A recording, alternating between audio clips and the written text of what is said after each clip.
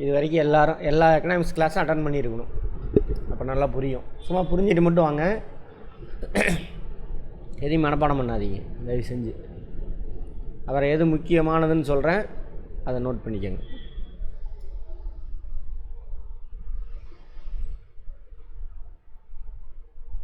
ஒன்றிய பட்ஜெட்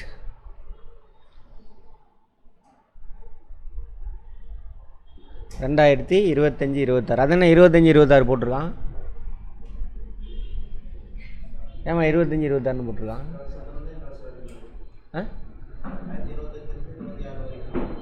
2 வருஷமா? 2 வருஷமா? 1 வருஷமா? என்ன 1 வருஷம்னா என்னது? நிதியாண்டு எங்கே ஸ்டார்ட் ஆகும்?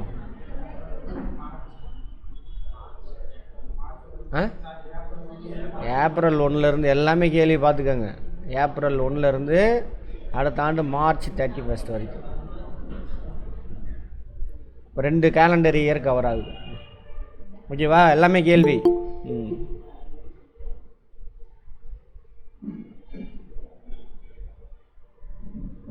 எங்கம்மா மணிமேகலை வரதே இல்லை சார். நாளையிலேருந்து வந்துடுறேன் சார், உடம்பு சரியில்லைங்க சார். சரி. பிஐபி சென்னை எல்லாமே கேட்பான். பப்ளிக் இன்ஃபர்மேஷன் புக்காமா, கவர்மெண்ட் வெளியிடக்கூடியது. பிஐபினா என்ன அப்படின்னு கேட்கலாம், நோட் பண்ணிக்கோங்க. சரி, பட்ஜெட்டை, ஒன்றிய பட்ஜெட்டை யார் தாக்கல் செய்வாங்க பார்லிமெண்ட்டில்? குடியரசுத் தலைவர். அவர் சார்பில் வாசிப்பாங்க. யார்? நிதியமைச்சர் வாசிப்பாங்க.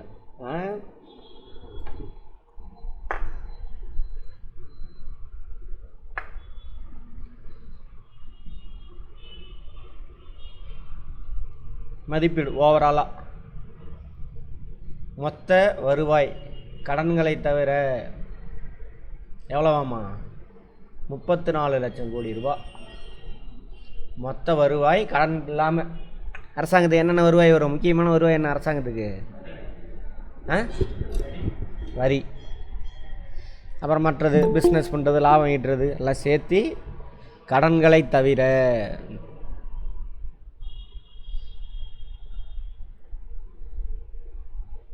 ஓகேவா? அப்போ கடன் வாங்க போகிறாங்கன்னு அர்த்தம். மொத்த செலவினம் எல்லாமே, மொத்த செலவினம் எவ்வளோவாம்மா? 50 லட்சம் கோடி. 50 புள்ளி. இங்கே ராகுல் ரொம்ப நாளாச்சு, எக்ஸாம்லாம் முடிஞ்சிச்சா? சரி, 50 லட்சம் கோடி.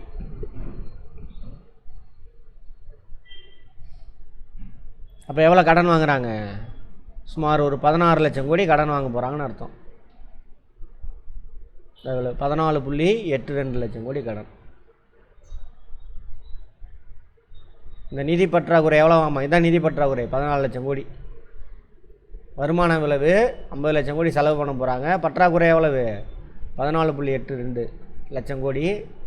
அது ஜிடிபியில் இந்த பற்றாக்குறை இருக்குல்ல, அது ஜிடிபியில் எத்தனை பர்சன்டேஜ் கேட்பாங்க, இதை நோட் பண்ணிக்கோங்க. 4.4%. ஒன்றிய அரசாங்கத்தினுடைய பற்றாக்குறை, ஃபிஸ்கல் டெபிசிட் அப்படின்னு பார்த்தோம்னா ஞாபகம் இருக்கா? போய் எடுத்து பாருங்கள். அது ஜிடிபியில் எத்தனை பர்சன்டேஜ்? 4.4%. ரைட். வரி வருவாய், இப்போ மொத்த வருவாய் எவ்வளவு? 34 லட்சம் கோடி. வரி வருவாய் மட்டும் எவ்வளோவாமா? 28.37 லட்சம் கோடி. இதில் அப்போ மிச்சம் மற்றதெல்லாம் எவ்வளவு? 6 லட்சம் கோடி சம்திங்கு. வேறு லாபம் அல்லது முதலீடு போட்டிருப்பாங்கள்ல, அதை திரும்ப பெறுறது, அல்லது கடன் கொடுத்துருப்பாங்க, கடன் அதை ரிட்டர்ன் வாங்குவாங்க, அந்த மாதிரி. அதெல்லாம் எவ்வளவு? ஒரு 6 லட்சம் கோடி. சும்மா புரிஞ்சிட்டு வாங்க, இந்த பர்சன்டேஜ் தான் கேட்பாங்க. மூலதன செலவினங்கள் எவ்வளவாமா? அப்போ 50 லட்சம் கோடியில் மூலதன செலவினம் எவ்வளோ செலவு செய்கிறாங்க? 11.2 லட்சம். 2 மூலதன செலவினம்னா எவ்வளவு? என்னது?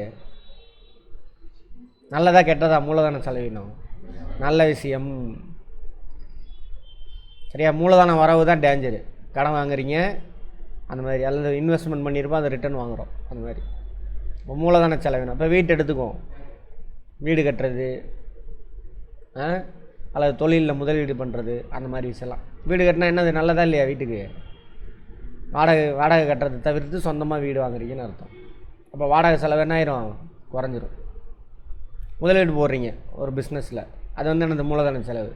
ஏன்னா வருஷம் அதில் லாபம் கிடைக்கும், நல்ல விஷயம். அது மாதிரி அரசாங்கத்துக்கு ஜிடிபியில் எத்தனை பர்சன்டேஜ் ஆமா? 3.1%. எல்லாத்தையும் ஜிடிபி வச்சு தான் கம்பேர் பண்ணுவாங்க. அப்போ ஒன்றிய அரசாங்கத்தினுடைய நிதி பற்றாக்குறை எவ்வளவு? 4.4%. 4%னா எதில்? ஜிடிபியில். ஒன்றிய அரசாங்கம் இந்தியாவோட ஜிடிபி, ஒன்றிய அரசாங்கம்ல இந்தியாவோட ஜிடிபி. அதேமாதிரி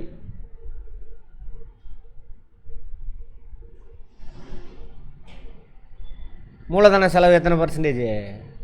ஜிடிபியில் 3.1%. அப்போ 4.4% நம்ம கடன் வாங்குகிறோம். அதில் மூலதன செலவுக்கு எவ்வளோ செலவு பண்ணுறோம்? 3.1% செலவு பண்ணிடுறோம். அப்போது மற்ற செலவு எது? ரெவன்யூ எக்ஸ்பெண்டிச்சருக்கு எவ்வளோ செலவு பண்ணுறோம்? 1.3%. பரவாயில்ல அப்படின்னு அர்த்தம். ரைட், அதுக்கு பேசிக் புரிஞ்சிருக்கணும். அங்கே போய் பாருங்கள். ஃபஸ்ட்டு விவசாயம் தானே முக்கியம். விவசாயத்துக்கு என்னென்ன போட்டிருக்கா, என்ன ஸ்கீம் எல்லாம் பார்ப்போம். அது என்ன பண்ணுறானுங்க, அது அப்புறம் என்ன ஸ்கீம்னு பார்ப்போம். இந்த ஸ்கீம்லேருந்து கேட்பாங்க, பார்த்துக்கோங்க. பிரதமரின் வளம் மற்றும் உணவு தானிய வேளாண் திட்டம், வேளாண் மாவட்ட மேம்பாடு. ஃபஸ்ட்டு ஸ்கீம் வேளாண் மாவட்ட மேம்பாடு. இங்கிலீஷ்லேயும் பார்த்துக்கலாம் அப்படியே.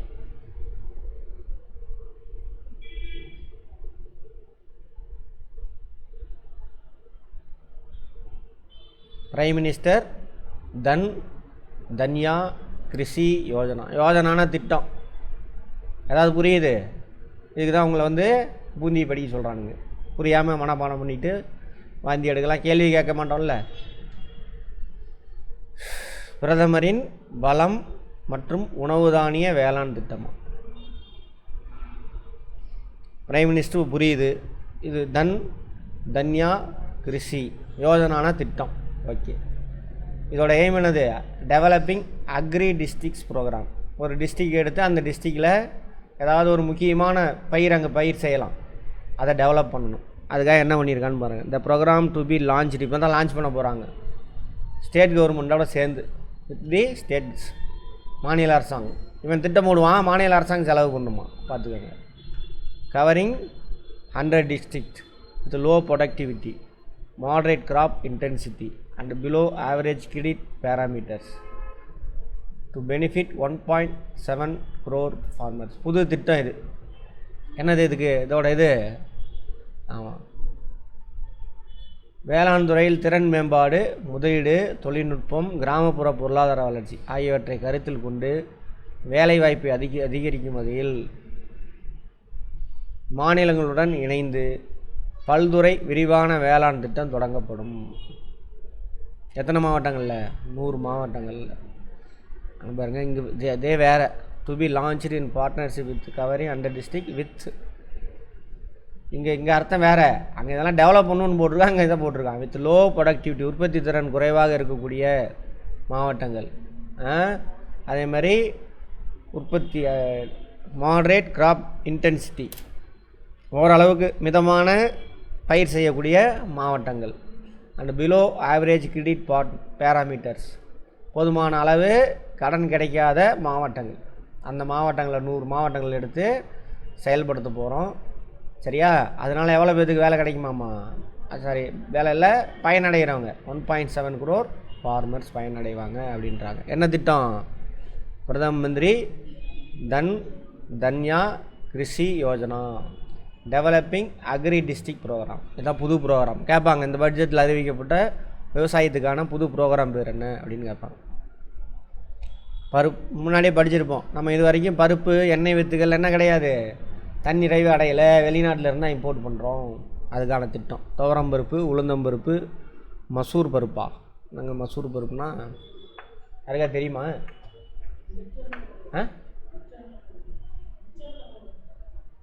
மிச்சரில் போடுறதா? மிச்சரில் என்ன பருப்பு?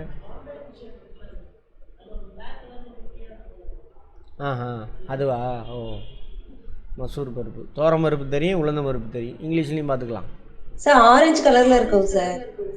ஆரஞ்சு கலரில் இருக்குங்க, அதுவா மிச்சரில்? ஆமாம் சார். சரி, தெரியல எனக்கு.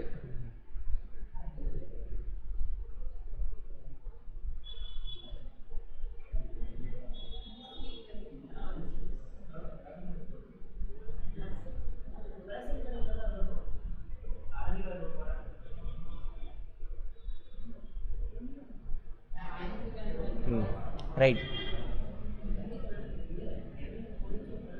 ஆத்ம என்னது? ஆத்ம நிர்பார்த்தா.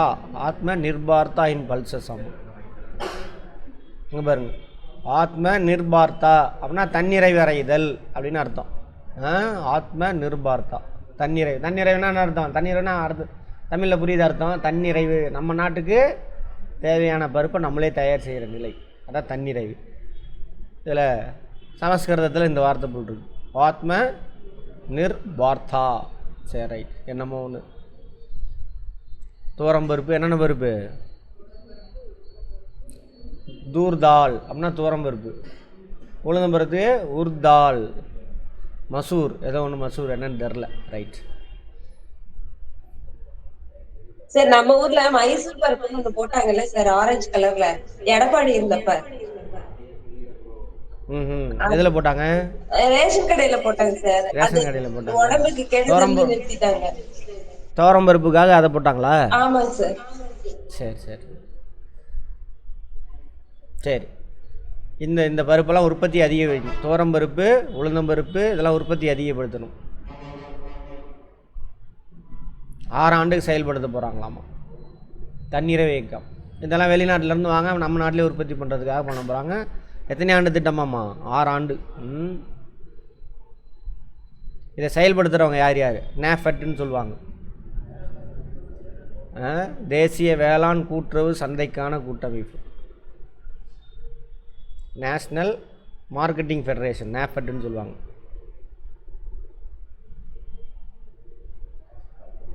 நேஷ்னல் அக்ரிகல்ச்சரல் மார்க்கெட்டிங் ஃபெடரேஷன் அவங்க. நேஃபெட். NCCF அதுவும் கோஆப்ரேட்டிவ் தான். To procure these pulses from farmers during the next 4 years. இவங்க என்ன பண்ணுவாங்களாமா? இந்த விவசாயிகள் அவங்க உற்பத்தி செய்கிறாங்கள இந்த பருப்பெல்லாம், அதை இவங்க பர்ச்சேஸ் பண்ணிக்குவாங்க. ஏங்க இவங்க பர்ச்சேஸ் பண்ணணும்? அப்போ இவங்க அரசாங்கம் வாங்கிக்குவாங்கன்னு முன்னாடி சொல்லிட்டாங்க. அப்போ என்ன பண்ணுவாங்க? விவசாயிகள்லாம் தைரியமாக அந்த பயிர்களை பயிர் செய்வாங்க. அதுக்காக தான் இது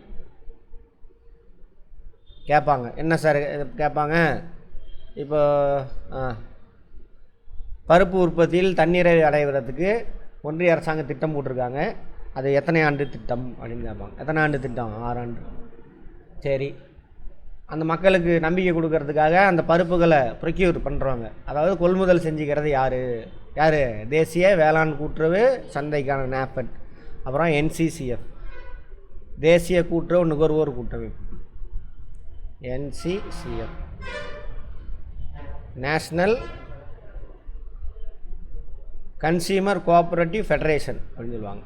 தேசிய கூட்டுறவு நுகர்வோர் கூட்டமைப்பு. இவங்க 2 பேரும். அதாவது கூட்டுறவு சங்கங்களை கன்சியூமர் கோஆப்ரேட்டிவ் சொசைட்டின்னு ஒன்று இருக்கும், நுகர்வோர் கூட்டுறவு சங்கங்கள். அவங்களுக்கு இவங்க ப்ரொக்யூர் பண்ணி இங்கே கொடுப்பாங்க.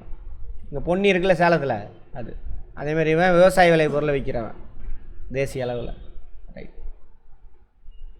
காய்கறிகள் மற்றும் பழங்களுக்கான விரிவான திட்டம், காம்ப்ரிஹென்சிவ் விரிவான திட்டம் program, comprehensive program for vegetable and fruits.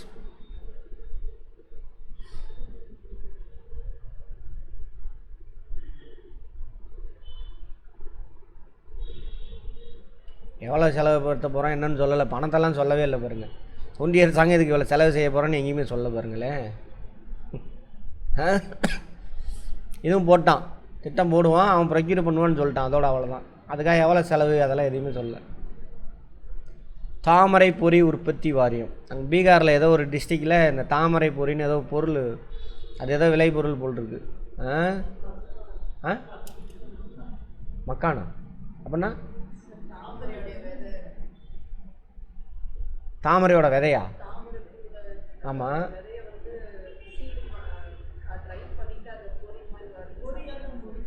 சரி, பொறிச்சு சாப்பிடுவாங்களா? அப்படியா? தாமரை பொரியா தானா? நம்ம ஊர் பொரி மாதிரி. ஓ, பதப்படுத்துதல், மதிப்பு கூட்டுதல், எக்ஸ்போர்ட்லாம் பண்ணலாம், சந்தைப்படுத்துதல். தாமரை பொறி உற்பத்தி வாரியம் அமைக்கப்படுமாமா. நம்ம ஊரில் இருக்குல்ல, நிறைய வாரியம் இருக்குல்ல, அது மாதிரி அங்கே எந்த மாநிலத்துக்குன்னு கேட்பாங்க. தாமரை பொறி உற்பத்தி வாரியம் எந்த மாநிலத்தில் உருவாக்குறாங்க? என்னது இந்த பெல்ட்டு தானே, கங்கை ஆறு ஓடுது. ஸோ அதுலேருந்து நிறையா தண்ணி எடுத்துகிட்டு போய் ஏரி குளம் குட்டையெல்லாம் இருக்குமா இருக்கும், அதில் ரொப்பி அங்கே என்ன இருக்கும், தாமரை செடி இருக்கும். ஸோ அதனால் தேசிய இயக்கம் உருவாக்குறாங்களாம். அதிக மகசூல் தரும் விதைகளுக்கான மகசூல்னா என்ன அர்த்தம்?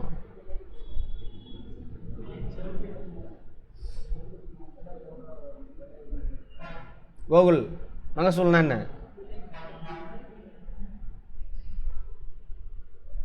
உற்பத்தி திறன். இப்போ மகசூல் அதிகரிக்குது அப்படிம்பாங்க. 10 மூட்டை விளையிற இடத்துல 5 மூட்டை மகசூல் அதிகம், அந்த மாதிரி உற்பத்தி திறன்.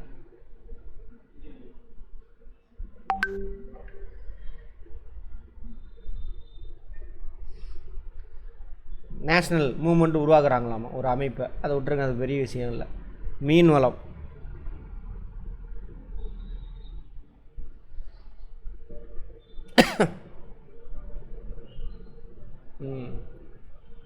மீன் வளம் எங்கெல்லாம் பிடிப்பாங்க?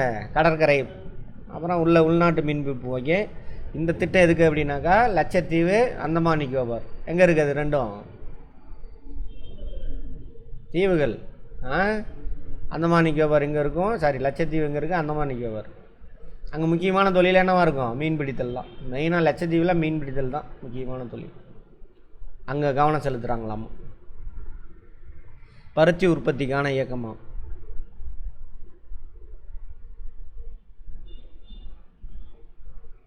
ஐந்து ஆண்டு இயக்கம் கேட்கலாம். பருத்தி உற்பத்திக்கான திட்டம் எத்தனை ஆண்டு செயல்படுத்த போகிறாங்க? 5 ஆண்டு.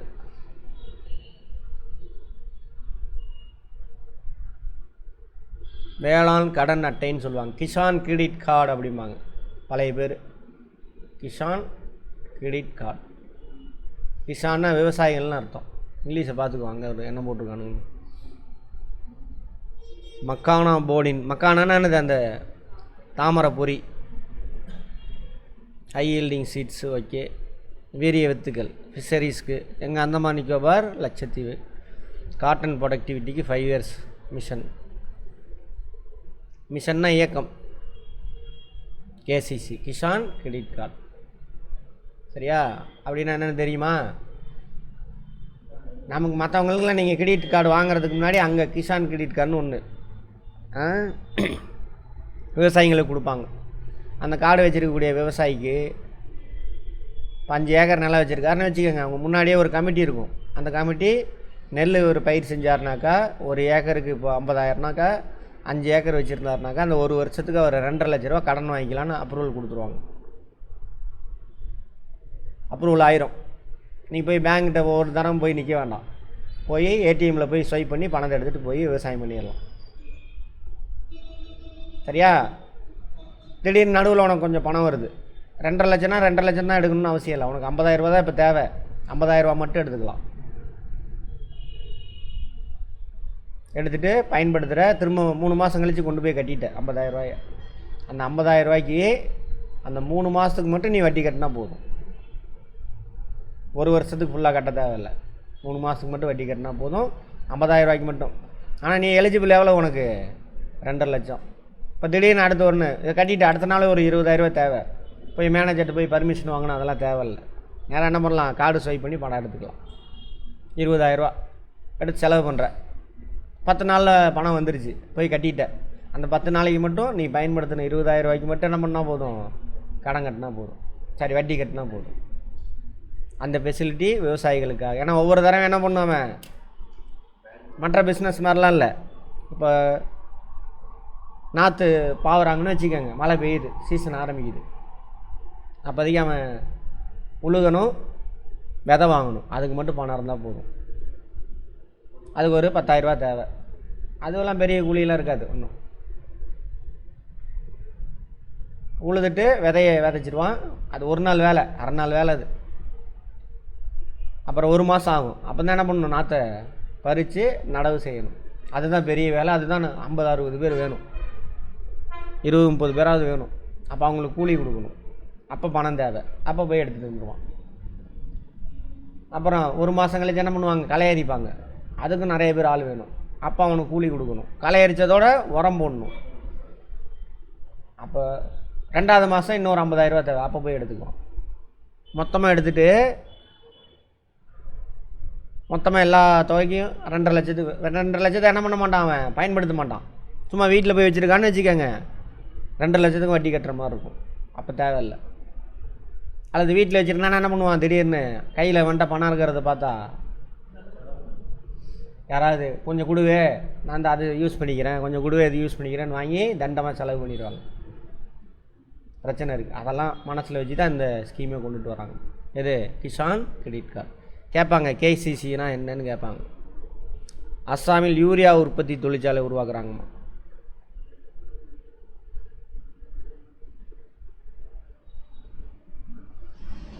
அஸ்ஸாமில் எங்கே? நம்ரூப் அப்படின்ற இடத்துல வருஷத்துக்கு 12 லட்சம் மெட்ரிக் டன் உற்பத்தி பண்ண போகிறாங்களாம். இப்போ விவசாயம் முடிஞ்சா? விவசாயம் முடிஞ்சு. அடுத்தது சும்மா பார்த்துட்டு மட்டும் வாங்க, அங்கே ஸ்டேட்மெண்ட் கொடுப்பான், பார்த்து ஆன்சர் பண்ணிக்கலாம். 2வது என்னது? குறு சிறு நடுத்தர தொழில் நிறுவனங்கள். இது என்னன்னு சொல்லுவாங்க? குறு சிறு MSME. ஞாபகம் இருக்கா? Micro small and medium enterprises.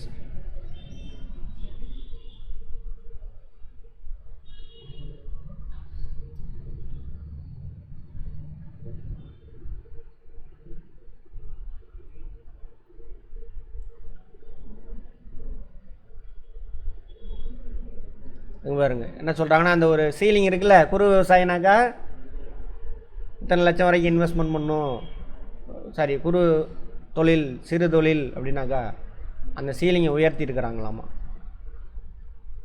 குறு நிறுவனங்களுக்கான கடன் அட்டை.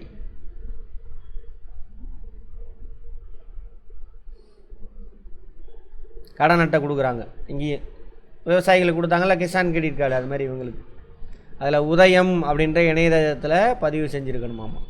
உதயம் கேட்பாங்க. தொழில் சம்பந்தமான குறு நிறுவனங்கள் சம்பந்தமான தொழிலை பதிவு செஞ்சுக்கிறதுக்கான ஒன்றிய அரசாங்கத்தினுடைய இணையம் எதுன்னு கேட்பாங்க. எது? உதயம்.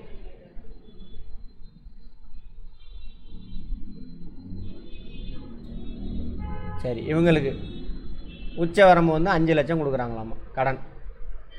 இதில் குறு விவசாயிகள் உதயம் இணையதளத்தில் பதிவு செஞ்சுக்கிட்டவங்களுக்கு ஒரு ஆண்டுக்கு அதிகபட்சமாக 5 லட்சம் வரைக்கும் கடன் கொடுப்பாங்க. மேக்ஸிமம் நீ எப்போ வேணாலும் பணத்தை எடுத்துக்கலாம், போட்டுக்கலாம், அந்த மாதிரி. சரியா? 10 லட்சம் கடன் அட்டை வெளியிட போகிறாங்களாமா இப்போ முதல் ஆண்டில். புத்தொழில், அதாவது புதுசாக இப்போ தான் தொழில் தொடங்குறாங்கன்னு வச்சுக்கோங்க. இங்கிலீஷில் என்ன போட்டிருக்கான்? Credit card for micro enterprises. Okay. ஸ்டார்ட்அப்ஸ்னால் என்ன அர்த்தம்? புதுசாக தொடங்குறாங்கல்ல தொழில், அவங்களுக்கு.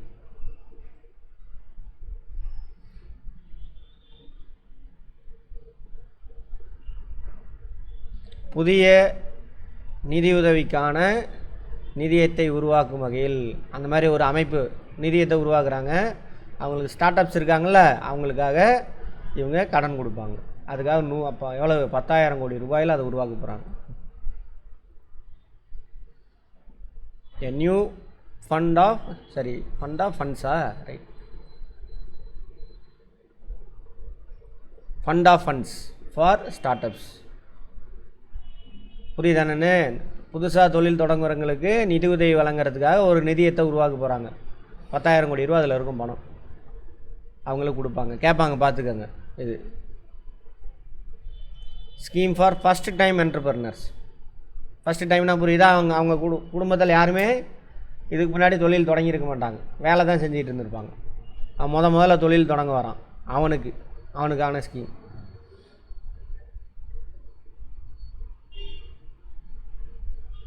அடுத்த 5 ஆண்டுகளுக்கு 5 லட்சம் பெண்கள், ஷெட்யூல்டு எஸ்சி எஸ்டி, முதல் முறை தொழில் முனைவோருக்கு 2 கோடி ரூபாய் வரை நீண்டகால கடன் உதவி வழங்கும் புதிய திட்டம் அறிவிப்பு. இது எல்லாமே யார் கொடுப்பாங்க? கடன்னாவே பேங்க்கு கொடுப்பாங்க, நேஷனலைஸ் பேங்க் கொடுப்பான். இவன் கொடுக்க மாட்டான், கவர்மெண்ட் கொடுக்க மாட்டான். யார்? பேங்க் தான் கொடுக்கும், இவன் கொடுக்க மாட்டான். கடன் இவன் யார் கொடுக்க போகிறான்? சரியா? ரைட். யார் கொடுக்குறாங்களாமா? பெண்களுக்கு, ஷெட்யூல்டு கேஸ்ட்டு, ஷெட்யூல்டு ட்ரைபுக்கு. அப்பயும் பாருங்கள் ஓபிசியை விட்டுட்டானுங்க. ஓபிசியை விட்டுட்டானுங்க. பிசி எம்பிசிக்கெலாம் கிடையாது. காலணிகள் மற்றும் தோல் துறை உற்பத்திக்கான திட்டங்களாமா. அடுத்தது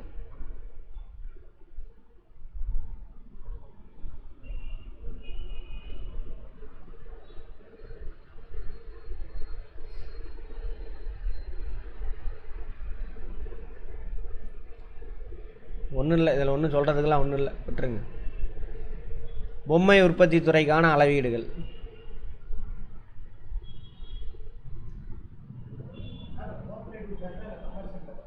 எது? எல்லாம் கமர்ஷியல் கோஆப்ரேட்டிவ் எல்லாம் சேர்ந்து தான், எல்லாம் சேர்ந்து தான் போடுவான்.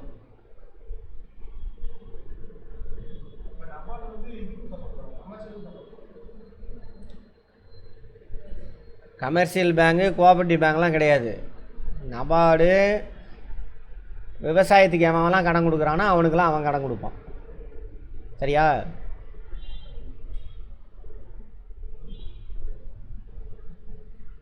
சரி. பீகாரில் உருவாக்குறாங்களாமா உணவு தொழில்நுட்பம் தொழில் முனைவு மேலாண்மைக்கான தேசிய நிறுவனம் உருவாக்குறாங்களாமா. இங்கிலீஷில் பார்த்துக்கலாம். எங்கே உருவாக்க போகிறான்னு கேட்பான்.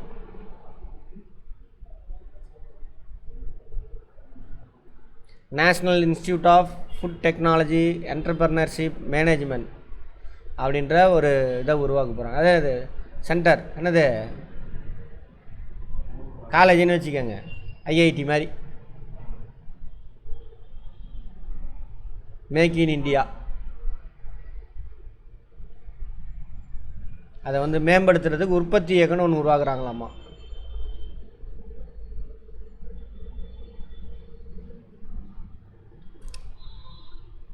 அடுத்தது ரெண்டாவது ஊக்கி எது கொடுத்தாங்க? குறு சிறு நடுத்தர அவங்களுக்கு கொடுத்தாங்க. அடுத்தது முதலீடுகள். மூன்றாவது ஊக்கியாமா மக்கள் முதலீடு. மக்களுக்கு செலவு செய்கிறதெல்லாம் என்னது? முதலீடு தானே. ஸ்கூலு இதெல்லாம். அங்கன்வாடி ஊட்டச்சத்து மேம்பாட்டு இயக்கம் 2.0 எங்கே இருக்குது? அங்கன்வாடினா எதுங்க? பால்வாடி இருக்குல்ல கிராமத்துலலாம். அங்கே என்ன பண்ணுவாங்க? குழந்தைங்களுக்கு சத்து மாவு மாத்திரை இதெல்லாம் கொடுப்பாங்க. எதுக்காக கொடுக்கணும்? ஹெல்த்தி. நல்லா ஹெல்த்தியாக இருந்தால் தான் என்ன ஆகும்? இளைஞர்கள் நல்லா உடல் நல்லா இருந்தால் தான், சுவர் இருந்தால்தான் சித்திரம் வரைய முடியும்னு சொல்லுவாங்க. அது மாதிரி உடம்பும் நல்லா இருந்தால் தான் என்ன ஆகும்? அவன் சிந்தனை நல்லாயிருக்கும், அவன் நல்லா படிப்பான். அது மூலிமா என்ன ஆகும்? ஏதாவது ஒன்று கண்டுபிடிப்பான். அந்த மாதிரி ஊட்டச்சத்து உணவு ஆதரவு நடைவில் செலவுகள் குறித்த விதிமுறைகள் ஆல்ரெடி இருக்குது. 2.1 ஸ்டார்ட் பண்ணுறாங்களாமா. 5 ஆண்டுகளில் 50,000 அடல் சிந்தனை ஆய்வகங்கள் ஏற்படுத்தப்படுமா. ரிசர்ச் சென்டர் எதுக்குன்னு தெரியல. கோமியம் சாணி இதெல்லாம் போய் ஆய்வு செய்வானுங்கன்னு நினைக்கிறேன். நேஷ்னல் மேனுஃபேக்சரிங் இது அது தோண்டமா. Atal tinkering labs.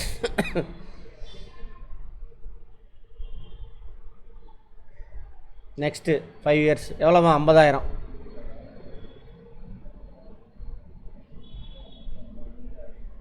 நம்ம செஞ்சு முடிச்சிட்டோம். தமிழ்நாட்டில் இந்த ஸ்கீமை செஞ்சு முடிச்சிட்டோம். இவன் அப்போ தான் ஆரம்பிக்கிறான். ஆமாவா? வந்து இப்போ 2 வருஷத்தில் அதேமாதிரி எல்லா ஸ்கூல்லேயும் ஒரு டிஜிட்டல் கிளாஸ் ரூம் வந்துருச்சு. இப்போது 3 வருஷத்தில் செஞ்சு முடிச்சிருக்காங்க. எல்லா ஸ்கூல்லையும் என்ன இருக்குது? ப்ராட்பேண்ட் கனெக்ஷன் இருக்குது. வைஃபை யூஸ் பண்ணி இந்த மாதிரி நம்ம கிளாஸ் எடுக்கிறோம்ல, இது மாதிரி நடத்துறதுக்கு எல்லா ஏற்பாடும் கவர்மெண்ட் செஞ்சுருக்கு. ஆனால் சொல்லித்தரத்துக்கு அது வேணுமே. ஆமாம் தானே? வேறு டிவி வச்சு என்ன பண்ணுறது? பாரத் நெட் திட்டத்தின் கீழ் கிராமப்புற பகுதியில் உள்ள ஆரம்ப சுகாதார நிலையம் அனைத்து அரசு மேல்நிலைப் பள்ளிகளில் அகண்ட அலைவரிசை இணைப்புகள் ஏற்படுத்தும். அதுவும் மேல்நிலைப் பள்ளியில் தான். ஆமாம், நம்ம எல்லாம் பிரைமரி ஸ்கூல்லேருந்து எல்லாத்துக்கும் கொண்டு வந்துட்டாங்க தமிழ்நாட்டில். இந்திய மொழி புத்தக திட்டமா?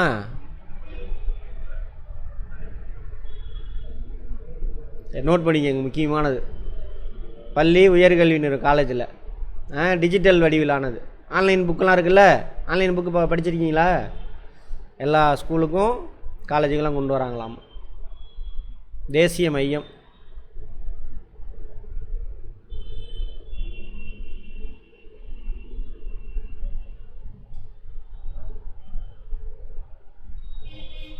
சீர்மிகு தேசிய மையம் உருவாக்குறாங்களாமா. எதுக்காக? நம்ம இளைஞர்களுக்கு வெளிநாட்டு நிபுணர்கள் கொண்டு வந்து ட்ரெயின் அப் பண்ணி அவனை இங்கேயும் என்ன பண்ணணும், உற்பத்தியாளராக மாற்றணும். அதுக்கு எதுக்கடா ஸ்கூல் காலேஜெல்லாம் ஒழுங்காக புரிய வச்சிங்கன்னா தாய்மொழியில் படிக்க வச்சுன்னா உருவாகிடுவானுங்க. அதுக்கு இது எதுக்குன்னு தெரில. அவன் தாய்மொழியில் படித்ததுனால அவன் அதை உருவாக்கினான், புரிஞ்சு படித்ததுனால. தாய்மொழியில் படிக்க வச்சாவே எல்லாருமே என்ன ஆயிடுவான், அவன் ஃபீல்டில் பெரிய மூலக்காரனாக இருப்பானுங்க. இந்தியா அதுக்காக ஒரு 5 இதை உருவாக்குறாங்களாம், சென்டர்ஸ். பாரதிய பாஷா புஸ்தக் ஸ்கீம். ஆமாம், புஸ்தகனா புத்தகம், பாஷானா மொழின்னு அர்த்தம். பாரதிய மாற்றிட்டானுங்க, பாரதனே மாற்றிட்டானுங்க, இந்தியா அப்படின்னு போடல, பாரதிய பாஷா மாறிடுச்சு. இந்தியா வார்த்தையை தூக்கிடுவானுங்க. National centres of excellence for skilling, அதான் இது national centre for excellence of skilling. Make for India, make for world. நம்ம நாட்டு மக்களுக்கு இது. இன்னொன்று இது எதுக்கு எக்ஸ்போர்ட் பண்ணுறது. IITs, expansion of capacity. Already அங்கே கெப்பாசிட்டி அதிகமாக தான் இருக்குது. ஆனால் கோமியம் குடிக்கிறவன் மாட்டுச்சாணி திங்கிறவனு உட்காந்துட்டு இருக்கானுங்க. அதான் பிரச்சனை. ஐஐடி அங்கே படிச்சுட்டாலாம் வெளிநாட்டுக்கு ஓடி போயிடுவானுங்க. அங்கே எல்லோரும் பெரும்பாலும் யார் மட்டும் தான் படிப்பா?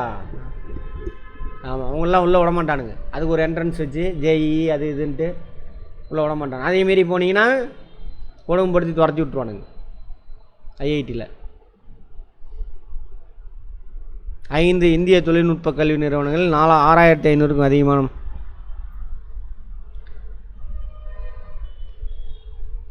அங்கே என்ன பண்ண போகிறான், சீட்டெல்லாம் அதிகப்படுத்த போகிறான். அப்போ பில்டிங் கில்டிங்லாம் கட்டணும். செயற்கை நுண்ணறிவு, AI.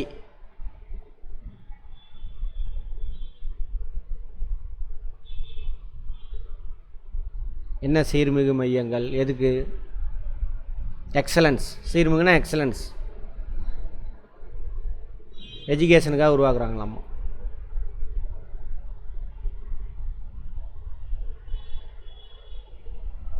Centre of excellence in artificial. இதெல்லாம் நம்ம 3 வருஷத்துக்கு முன்னாடியே போட்டு கூகுள் கூட நம்ம ஸ்கூல் பசங்களுக்கு ட்ரைனிங் கொடுத்துட்ருக்காங்க தமிழ்நாடு கவர்மெண்ட். ஏஐக்கு தெரியுமா? ஸ்கீம்லாம் எடுத்து பாருங்கள். Expansion of medical education.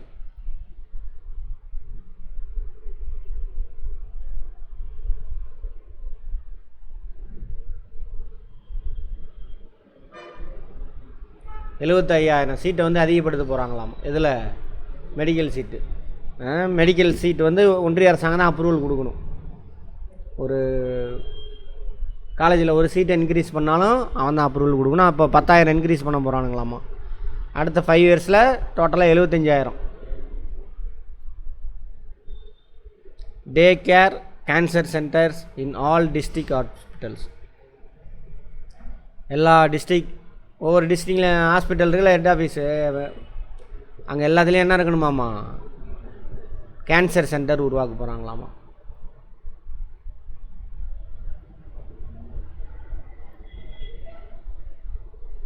Urban livelihoods, நகர்ப்புற அடிப்படை கட்டமைப்பு வசதி மேம்படுத்தணும். லைவ்லிஹுட்னாக்கா வாழ்வாதாரம் அப்படின்னு அர்த்தம். எ ஸ்கீம் ஃபார் சோசியோ எக்கனாமிக் அப்லிப்மெண்ட், சமூக பொருளாதார மேம்பாடு. எங்கே அர்பன் நகர்ப்புறத்தில் வேலை செய்கிறாங்களோ அவங்களுக்கு, அவங்களுடைய வருவாயை உயர்த்துறதுக்கு. சரியா? சஸ்டைனபிள் லைவ்லிஹுட்ஸ், தொடர்ந்து அவங்களுக்கு வேலை வாய்ப்பு கிடச்சி வருவாய் கிடச்சி நல்லா வாழ வைக்கணும் அப்படிங்கிறதுக்கு பண்ண போகிறாங்களாமா. அடுத்தது பிஎம் ஸ்வன் நிதி. Swern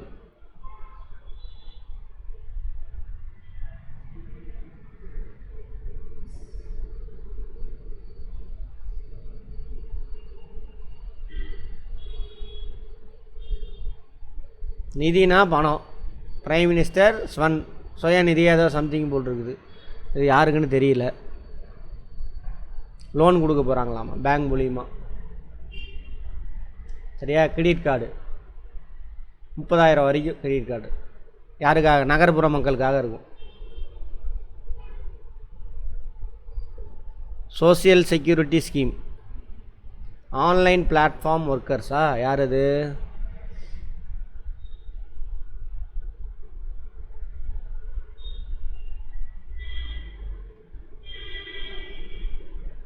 kick ஒர்க்கர்ஸா?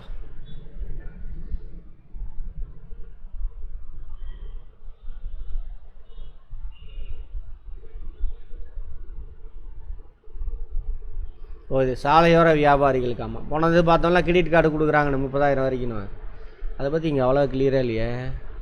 ஸ்வநிதி இது சாலையோர மக்களுக்காமா. சாலையோர கடை வச்சுருக்கான்ல அவனுக்கு.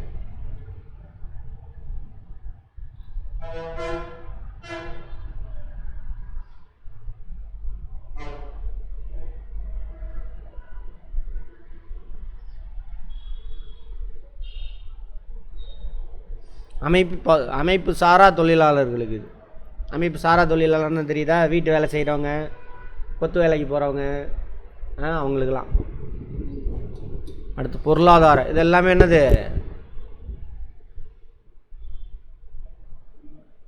மனித முதலீடு, மக்கள் முதலீடு, மனித முதலீடு.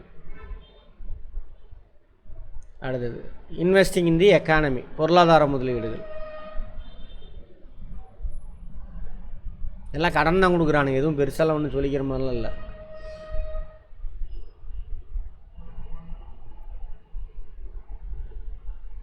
பொதுத்துறை தனியார் துறை கூட்டமைப்பு 2 பேர் சேர்ந்து பார்ப்பாங்களே, ஜாயின்ட் செக்டார்.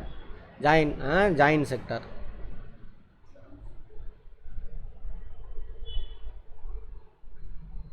அது மாநில அரசாங்களை ஊக்குவிப்பாங்களாமா, அது இவங்க செய்ய மாட்டானுங்களாம் 3 ஆண்டுகளுக்கு.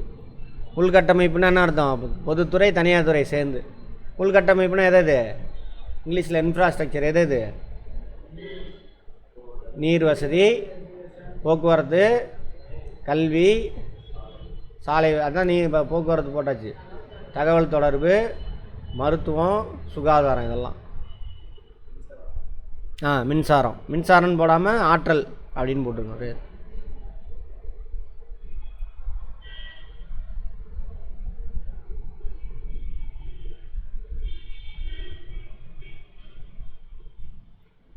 மூலதன செலவினங்கள் மற்றும் மறுசீரமைப்பு இருக்குது. மூலதன செலவினம் என்னது? அதான் இன்ஃப்ராஸ்ட்ரக்சரில் இன்வெஸ்ட்மெண்ட் பண்ணுறதுலாம் என்னது? மூலதன செலவினம். அப்புறம் மறுசீரமைப்பு, இப்போ இந்த மாதிரி வெள்ளங்கள்லாம் வந்துச்சா அந்த இடத்துல திரும்ப ரீகன்ஸ்ட்ரக்ட் பண்ணுறது. 1.5 லட்சம் கோடி ரூபாய் வட்டியில்லா கடன் கொடுக்குறாங்களாமா. யாருக்கு? மாநிலங்களுக்கு. சொத்து பணமாக்கல் திட்டம் 2025-30 எந்த காலம்னு கேட்பாங்க.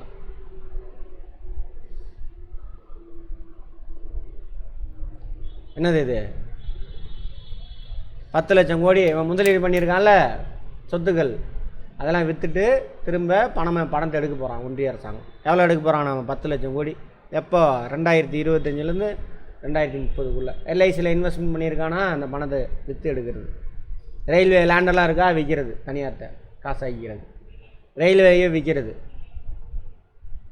விற்று பணத்தை எடுக்கிறது. ஜல் ஜீவன். ஜல் என்னது? ஜல்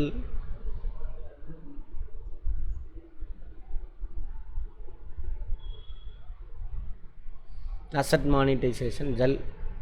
ஜல்னா தண்ணி தானே? ஆமாங்க சார், தண்ணி தாங்க. ஏதாவது தண்ணி பிரச்சனை. ஆமாம், இதெல்லாம் நாங்கள் 96-2001 முடிச்சுட்டாங்க. கிராமத்துக்கெல்லாம் தண்ணி கொண்டு போய் சேர்த்துட்டானுங்க நம்ம ஊரில். இவனுக்கு இப்போ தான் ஜல்னு இருக்கானுங்க, பார்த்துக்கோங்க. நகர்ப்புற சவால்களுக்கான நிதியம். இதுக்காக நிதினா என்ன அர்த்தம்? ஃபண்டு ஒதுக்கி வச்சுருப்பாங்க, அதுக்கு ஹெல்ப் பண்ணுவாங்க.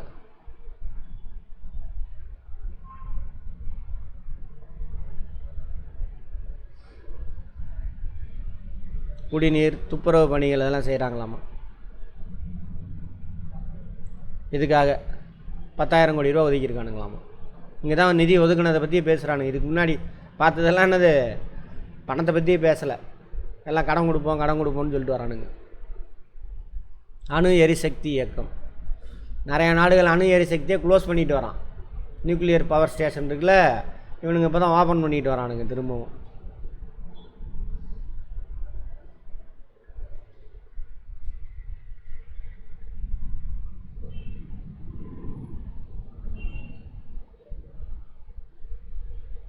அவன் ஃப்ரான்ஸ்லலாம் க்ளோஸ் பண்ணுறான், அவங்க நாட்டு மக்கள் போராட்டம் பண்ணி.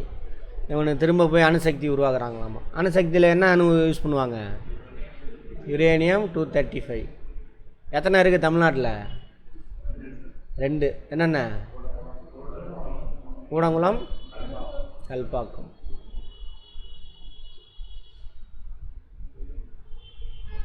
பாருங்க, 5 சிறிய அளவிலான அணு உலைகள் கொண்டுட்டு வரானுங்களாமா 2030. கப்பல் கட்டுமானம்.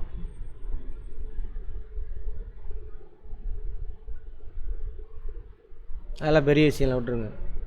கடல்சார் மேம்பாட்டு நிதியம்.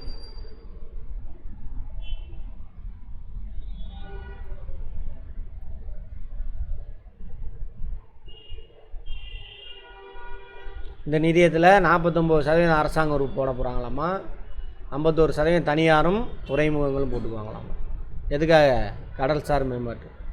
உடான், இவனுங்களே உடான் தான். விமானம் ஏர்போர்ட்லாம் இருக்குல்ல, அது டெவலப்மெண்ட்டுக்கான திட்டம் உடான். 4 கோடி விமான பயணிகளை கையாளும் திறன் கொண்ட 120 புதிய விமான நிலையங்களுக்கு மண்டல இணைப்புகள் அறிவிக்கப்பட்டுள்ளது. 120 புதிய விமான நிலையம் கொண்டு வர போகிறானுங்களாம். எப்போ? அடுத்த 10 ஆண்டுகளில் 4 கோடி பேரை கையாளுற மாதிரி ஒரு நாளைக்கு.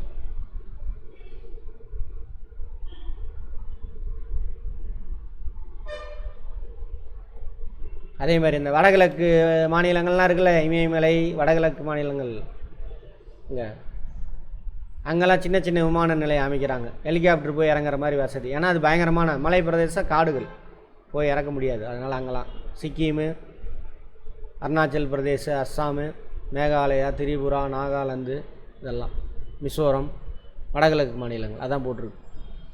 வடகிழக்கு மாநிலங்கள். பசுமை விமான நிலையம் வரப்போதாமா. எங்கே? பீகாரில்.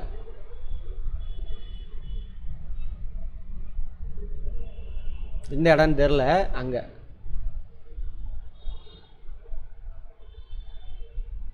பீகாரில் கொசி இல்லை, கோசி. என்னது இயற்கை சேதம் இல்லாமல் உருவாக்குவானுங்களா இருக்கும். பெரும்பாலும் அங்கே மின்சாரம் எல்லாமே சூரிய மின்சாரம் பயன்படுத்துவாங்க. சிக்கனமாக தண்ணி, மின்சாரம் இதெல்லாம் சிக்கனமாக பயன்படுத்துறது. உலகத்திலே முதல் கிரீன் லெஜிஸ்லேச்சர் எது தெரியுமா? பசுமை சட்டம் இயற்றும் கட்டிடம் எது தெரியுமா? உலகத்திலேயே சட்டம் இயற்றும் கட்டிடம், லெஜிஸ்லேட்டிவ் அசம்பிளி பில்டிங். ஓமந்தூரார் அந்த பில்டிங் தான் கருணாநிதி உருவாக்குனார்ல, அதுதான் உலகத்திலேயே பசுமை சட்டம் இயற்றும் கட்டிடம், லெஜிஸ்லேட்டிவ் பில்டிங் உலகத்திலேயே. அது குரங்கையில் பூமாலை கிடச்ச மாதிரி நாசம் பண்ணிட்டு போயிடுச்சு. ஆஸ்பத்திரி ஃபுல் ஃப்ளெஜ்டாக இருக்குதான்னு பாருங்க, இருக்காது.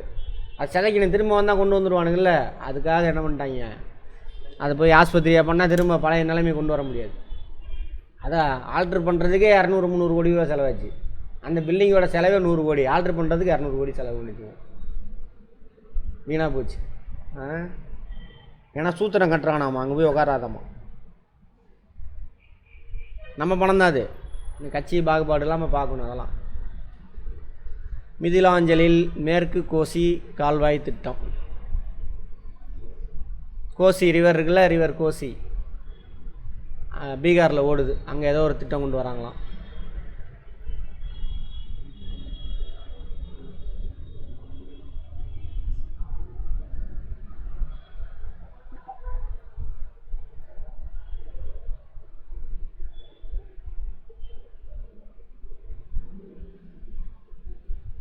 அதை விட்டுருங்க. அதாவது நகர்ப்புறத்தில் வீடு இல்லாதவங்களும் வீடு கட்டுறதுக்கான திட்டம்.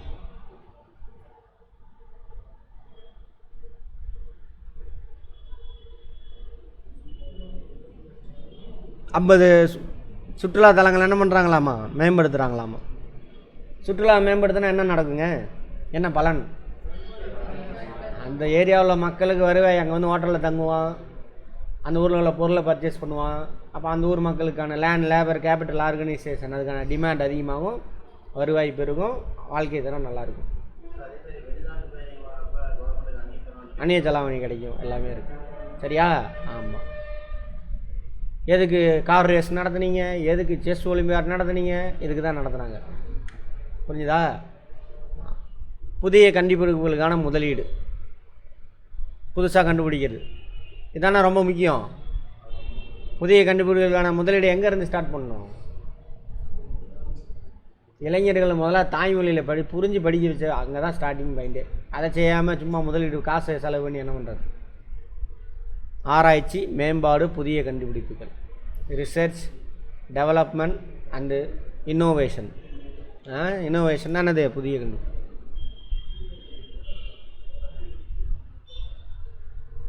இந்த 2 வார்த்தையை கேட்டுகிட்டே இருப்பாங்க நிறையா. Invention, Discovery. இன்வென்ஷன், டிஸ்கவரி ரெண்டுக்கு என்னம்மா வித்தியாசம்?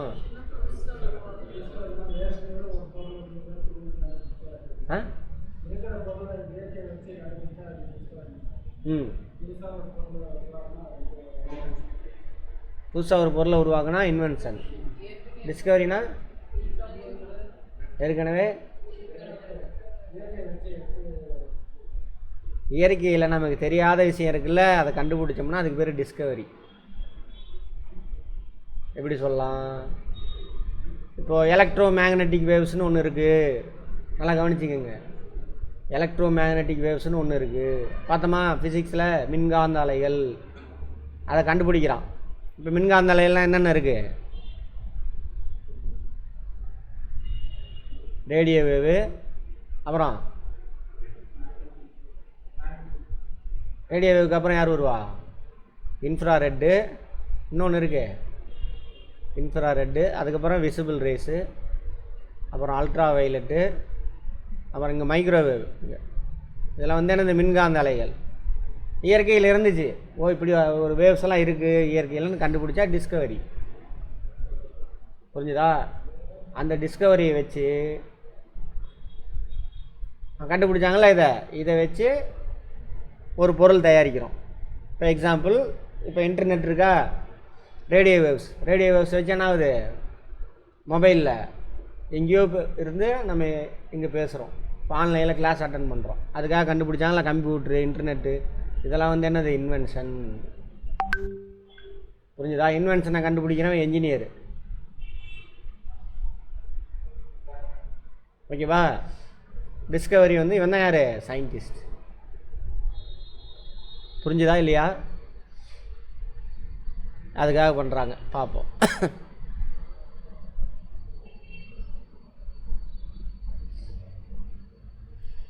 தனியார் துறையின் பங்களிப்போட செயல்படுறது 20,000 கோடி ஒதுக்கிட்டு இருக்காங்களாமா. இதுக்காக அறிவியல் தொழில்நுட்ப சம்பந்தமானது ரிசர்ச்சுக்கு பணம் ஒதுக்கியிருக்காங்க. பிரதமரின் ஆராய்ச்சி படிப்புனா இது பிஹெச்டி. இது ஆராய்ச்சி, பிஹெச்டி தான்.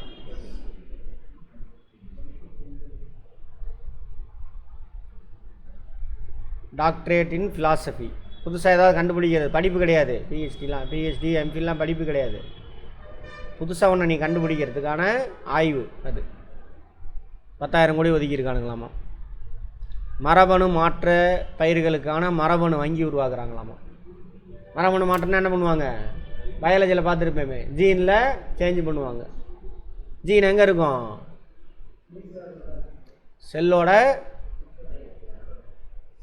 செல்லோட உட்கருவில் இருக்கும். அங்கே தான் அந்த செல்லுக்கான எல்லா ஃபங்க்ஷனும் அங்கே தான் இருக்கும். ஆமாவா? அதில் ஜீனில் என்ன இருக்கும்? கோடிங் இருக்கும். இப்போ என் தலைமுடி எப்படி இருக்கணும்? இந்த இடத்துல இருக்கும். நான் எவ்வளோ ஹைட் இருக்கணும்? அந்த செடி எவ்வளவு விதைகளை உற்பத்தி பண்ணணும்? அந்த விதை குண்டாக இருக்கணுமா ஒல்லியாக இருக்கணும்? எல்லாமே அதில் தான் இருக்கும் கோடிங். ஓகேவா? இது எடுக்கிறேன், இது ஒரு விதமான பயிர், நெல்லுன்னே வச்சுக்குவோம். இதில் இந்த இடத்துல எத்தனை நெல் ஒரு செடியில் வரணும்? 10 அப்படின்னு இருக்கு. இன்னொரு நெல் எடுக்கிறேன். அதேமாதிரி இதில் என்ன இருக்குது, இது நல்லா குண்டாக இருக்கும், பெருசாக இருக்கும், நீளமாக இருக்கும், அதெல்லாம் இன்னொரு கேரக்டர். இப்போ நான் இன்னொரு நெல் எடுக்கிறேன், அதோட ஜீன் எடுத்து பார்த்தாக்கா எத்தனை நம்பர் சார் அதோட செடியிலேருந்து வரணும் அப்படின்னா 100ன்னு இருக்குது. பட் எவ்வளவு குண்டாக இருக்கணுமா, ஒல்லியாக இருக்கும், நீளமாக இருக்காது, குட்டையாக இருக்கும். இதெல்லாம் இதோட கேரக்டர். இப்போ என்ன பண்ணுவாங்கனாக்கா, இது ஏ இது பின்னு வச்சுக்கோங்க. இந்த நெல்லோட ஜீனை எடுத்துகிட்டு வந்துட்டு இந்த 10 நம்பர் இருக்குல்ல கோடிங்கு, அதை வெட்டி எடுத்துடுவாங்க. இந்த 100 இருக்குல்ல அந்த கோடிங் எடுத்துகிட்டு சேர்த்திடுவாங்க. அப்போ என்ன ஆகும், குண்டா நீளமான 100 அரிசி 100 நெல் என்ன அந்த செடியில் முளைக்கும். அப்போ என்ன ஆகும், உற்பத்தி திறன் அதிகமாகுது. இப்படி தான் உற்பத்தி திறனை பெருக்கிறாங்க. அப்போது 10 மடங்கு அதிகமாகிடுச்சா, 10 மூட்டை விளைஞ்ச இடத்துல எத்தனை மூட்டை நெல் விளையும், 100 மூட்டை விளையும். இப்படி தான் உற்பத்தி திறனை பெருக்கிறாங்க. அதுக்கு தான் பண்ணுறாங்க. இதில் மட்டும் கிடையாது. தக்காளிலாம் போய் இப்போ உள்ள தக்காளி எடுத்துகிட்டு போய் வைங்க. நான் 2 வாரத்துக்கு முன்னாடி வாங்கி போட தக்காளி நேற்று வரைக்கும் நல்லா இருந்துச்சு, வாடவே இல்லை. பழைய தக்காளிலாம் அப்படி இருக்காது. இந்த வேலையை தான் பண்ணியிருப்பாங்க. தக்காளி என்னென்ன பண்ணியிருப்பாங்க, அப்போ ரொம்ப நாளைக்கு வாடாமல் ஈரப்பதத்தை இழக்காத மாதிரி மேலே தோல் தடிமனாக மெருகூட்டப்பட்டதாக உருவாக்குவாங்க. அது யார் பண்ணுவா, அந்த ஜெனட்டிக் என்ஜினியரிங் அங்கே தான் பண்ணுவாங்க. மரபணு மாற்றப்பட்ட பயிர்கள். அதுக்காக 2வது மரபணு வங்கி உருவாக்க போகிறாங்களாம். ஆல்ரெடி ஒன்று இருக்குது, இன்னொன்று உருவாக்க போகிறாங்களாம். எதுக்காக, உணவு தானியங்கள் மற்றும் ஊட்டச்சத்து பாதுகாப்பை. ஊட்டச்சத்துனா என்ன அர்த்தம், எல்லாத்துக்கும் உணவு கூட இருப்பிலாம் கிடைக்கணும். அதில் நம்ம சாப்பிட்ற சாப்பாடில் என்ன இருக்கணும், போதுமான புரோட்டீனு மினரலு விட்டமின் எல்லாம் இருக்கணும். இப்போ நம்ம ரேஷன் கடையில் போடுறாங்களா அரிசி, அதில் இரும்பு சத்து ஆடான அரிசி அதில் இருக்குது, கலந்து தான் போடுறாங்க. நம்ம வயலில் விளைஞ்சது மட்டும் இல்லை, இரும்பு சத்து ஆடான ஒரு அரிசி அதை மிக்ஸ் பண்ணி தான் விற்கிறானுங்க. இப்போ விற்று தான் ஆகணும், வேறு வழியே இல்லை. சரியா. தேசிய புவிசார் இயக்கம். புவிசார் இயக்கம் பார்த்தோம்ல, என்னது ஜாகிரபிக்கல் இண்டெக்ஸா ஏதோ சொல்லுவாங்களே, அந்த ஏரியாவில் புவிசார் குறியீடு கொடுக்குறாங்களா.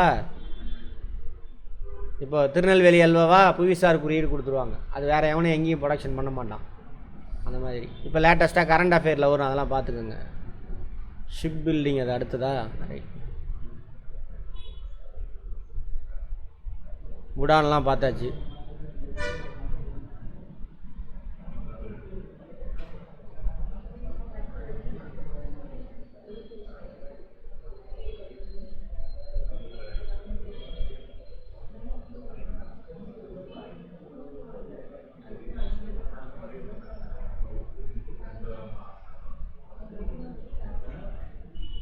Gene bank, second gene bank உருவாக்க போகிறான், எங்கன்னு தெரில. ஞான் பாரதம் மிஷனா, ஞான் பாரதம் என்னது, ஞான்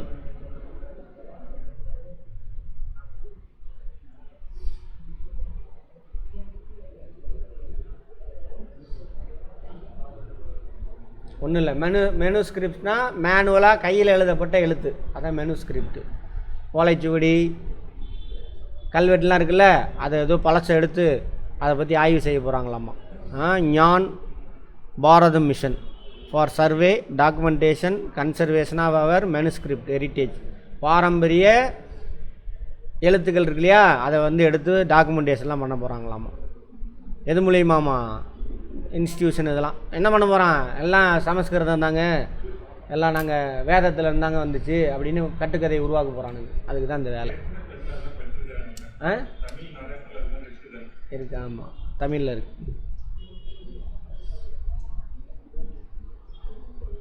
அறிவுசார் ஞானா, அறிவுசார் இந்தியா இயக்கம். ரைட், பிரேக் எடுத்துக்கோங்க, போயிட்டு வந்து பார்ப்போம். ரைட், 4வது fourth engine of development.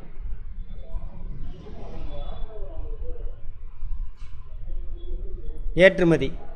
எதுக்குங்க ஏற்றுமதியை ஊக்குவிக்கணும், பொருளாதார வளர்ச்சியா?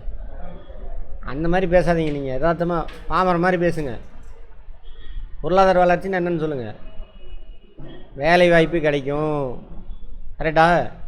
இந்தியாவினுடைய உற்பத்தி காரணிகளுக்கு வருவாய் கிடைக்கும். அப்புறம் ஃபாரின் கரன்சி கிடைக்கும். ஃபாரின் கரன்சி கிடைச்சா தான் என்ன பண்ணுவோம்? வெளிநாட்டு பொருளெல்லாம் வாங்கி நுகர முடியும். மக்கள் நல்லா வாழ்க்கை தரத்தில் வாழலாம். அரசாங்கத்தோட எய்மே என்னது? மக்களோட நலன்தான். ஆமாவா? ரைட். இதுக்காக ஒரு மூமெண்ட் உருவாக்குறாங்க, ஏற்றுமதி ஊக்குவிப்பு மூமெண்ட். யார் யார் பண்ணுற? வர்த்தகம், காமர்ஸ் மினிஸ்ட்ரி, அப்புறம் எம்எஸ்எம்இ இருக்காங்களா, அதுக்கு தனியாக அமைச்சகம் இருக்குது மினிஸ்ட்ரி. நிதி அமைச்சகம் ஃபினான்ஸ் மினிஸ்ட்ரி. சரி, இவங்க 3 பேர் சேர்ந்து என்ன பண்ணுறாங்க? ஏற்றுமதி ஊக்குவிப்பு இயக்கத்தை செயல்படுத்த போகிறாங்க. எக்ஸ்போர்ட் ப்ரமோஷன் மூமெண்ட் பண்ண போகிறாங்க. அவ்வளோதான். மிஷனா மூமெண்ட் மிஷன் ஏதோ ஒன்று வச்சுக்கோங்க. யார் யார்?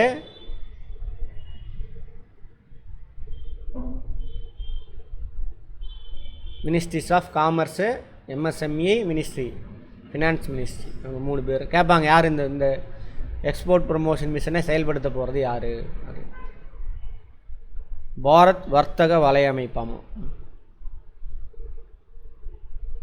Trade net, Bharat trade net.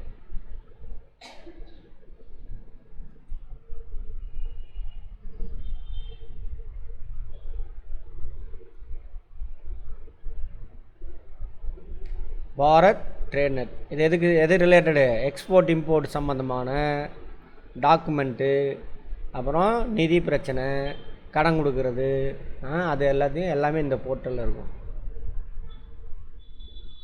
National framework for GCC, global capability centres. Global கேப்பபிலிட்டினா என்ன அர்த்தம்? வெளிநாட்டில் நம்ம பொருளை ஏற்றுமதி பண்ணால் என்ன பண்ணுவோம்? வெளிநாட்டோட இன்றைக்கி ஸ்டாண்டர்டில் டாப்பில் இருக்கக்கூடிய அந்த கம்பெனியோட மோதுற அளவுக்கு என்ன வேணும்? நமக்கு பொருள் தயாரிக்கணும். அதான் சொல்கிறாங்க கேப்பபிலிட்டி. ஆமாம், அந்த மாதிரியான விஷயத்தை எங்கே உருவாக்க போகிறாங்களாமா? Tier 2 cities. டயர் 2 சிட்டிஸ்னால் புரியுதா? இப்போ தமிழ்நாட்டில் ஃபஸ்ட்டு டயர் சிட்டி எதுனா சென்னை. டயர் 2 சிட்டிஸ்னால் எது? நம்ம சேலம், இதெல்லாம் வந்து டயர் 2 சிட்டிஸில் வருவாங்க. Fuel, financial sector reforms and development. ஏன் ஃபினான்சியல் செக்டாரை நம்ம ரிஃபார்ம் பண்ணோம்? அப்போ தாங்க நிதி கிடைக்கும், தொழில் வளரும். FDI, insurance sector, foreign direct investment எங்கே கொண்டு வராங்களாமா? எஃப்டிஐயில். எஃப்டிஐன்னா என்ன?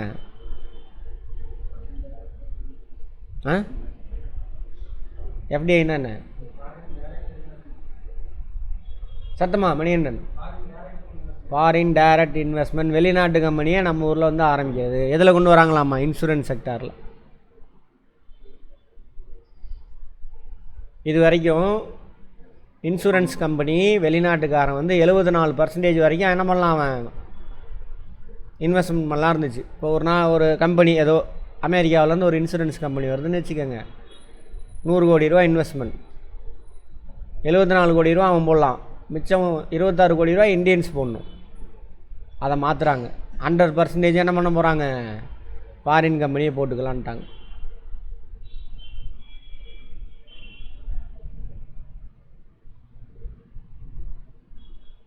ஓகேவா? Right. Credit enhancement facility by NABFID. என்னது? Partial credit enhancement facility for corporate bonds for infrastructure.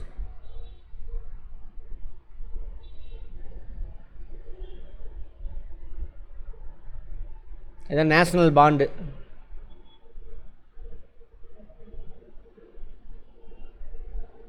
Partial credit enhancement facility for corporate bonds for infrastructure.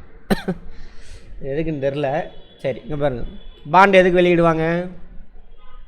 நிதி நிறுவனங்கள் தங்களுடைய நீண்டகால கடன் தேவையை பூர்த்தி செய்கிறதுக்காக பாண்டு வெளியிட்டு நிதியை தட்டிக்குவாங்க.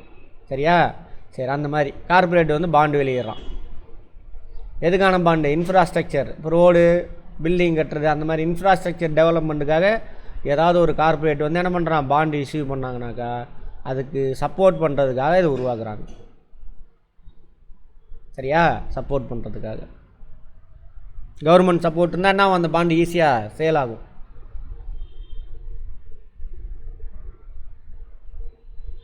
கிராமப்புற கடன் மதிப்பீடு.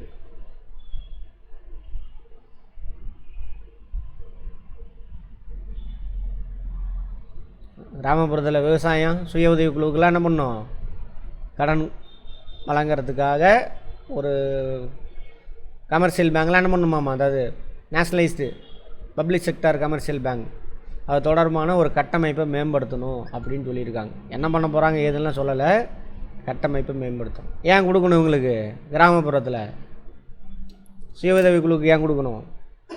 சுய உதவி குழு முதல்ல யாருங்க கொண்டு வந்தா? சுய உதவி குழு முதல்ல இந்தியாவில் யார் கொண்டு வந்தாங்க? 89 கொண்டு வந்திருப்பாங்க. அப்புறம் 96க்கு அப்புறம் அதை என்ன பண்ணுவாங்க, டெவலப்மெண்ட் பண்ணி சுய உதவி குழு தெரியும்ல. அதனால் நிறைய கிராமப்புற மக்களுக்கு கடன் கிடைக்கிது, அவங்க சொந்த தொழில் செஞ்சுக்கிறாங்க, பர்சனல் தேவையை பூர்த்தி செஞ்சுக்கிறாங்க எல்லாம். ஸோ அதெல்லாம் மேம்படுத்தணும். ஓய்வூதியத்துறை, பென்ஷன் இருக்கு இல்லையா, அது சம்மந்தமாக பென்ஷன் கொடுப்பாங்க. கவர்மெண்ட்லேருந்து ரிட்டையர்ட் ஆனவங்களுக்கு 2004 வரைக்கும் 2004க்கு முன்னாடி யார் யாரெல்லாம் கவர்மெண்ட்டில் வேலைக்கு சேர்ந்தாங்களோ அவங்களுக்குலாம் பென்ஷன் உண்டு. பென்ஷன்னா தெரியும்ல, இப்போலேருந்து சம்பளத்துலேருந்து ஒரு பணத்தை எடுத்து வச்சுட்டே வருவாங்க. ரிட்டையர்ட் ஆனதுக்கப்புறம் உங்களுக்கு அது என்ன பண்ணுவாங்க, சம்பளம் மாதிரி மாதம் மாதம் கொடுப்பாங்க. அதான் பென்ஷன். 2004க்கு அப்புறம் அது கட்டு டோட்டலாக. சரியா, கட் பண்ணி அதை ஏதோ வேறு ஸ்கீம்லாம் இருக்குது, கவர்மெண்ட்டு மெயின்டைன் பண்ண மாட்டாங்க அது. அடுத்து மறுசீரமைப்பு ஒழுங்குமுறை நடவடிக்கையான உயர்நிலை குழு ஒன்று ஆரம்பிக்கிறாங்களாமா. ரிஃபார்ம் அண்டு ரெகுலேஷன் ஆக்டிவிட்டிக்காக என்ன பண்ணுறாங்க, ஒரு ஹை கமிஷன் ஒன்று அப்பாயின்மெண்ட் பண்ணுறாங்களாம். High level committee for regulatory reforms. என்ன ரெகுலேஷன் பண்ணிகிட்ருக்காங்க, அதான் எல்பிஜி பாலிசி தான். பப்ளிக்லாம் ப்ரைவேட்டுக்கு விற்றுக்கிட்டு இருக்காங்க. அப்புறம் ஃபினான்ஷியல் துறையில் அங்கே போட்டுருக்கு பாருங்கள், high level committee for regulatory reforms to be set up for a review of all non-financial sectors. சரியா, இது financial iron and steel sector, agriculture sector, இந்த மாதிரி நிறையா. அதில் ரெகுலேஷன்ஸு, சர்டிஃபிகேஷன்ஸ், லைசன்சஸ், பர்மிஷன்ஸ், அந்த ஃபினான்ஷியல் கம்பெனிக்கான செட்டப் இதெல்லாம் வந்து ஆர்பிஐ பார்த்துக்குவான். அந்த ரெகுலேஷன்லாம் அதெல்லாம் மற்ற துறை கம்பெனிலாம் ஆரம்பிக்கிறாங்க இல்லையா, அவங்கள ரெகுலேட் பண்ணுறது, அங்கீகரிக்கிறது, லைசன்ஸ் கொடுக்கறது, அதுக்காக ஒரு கமிட்டி அப்பாயின்மெண்ட் பண்ண போகிறாங்க. Investment friendliness index of states.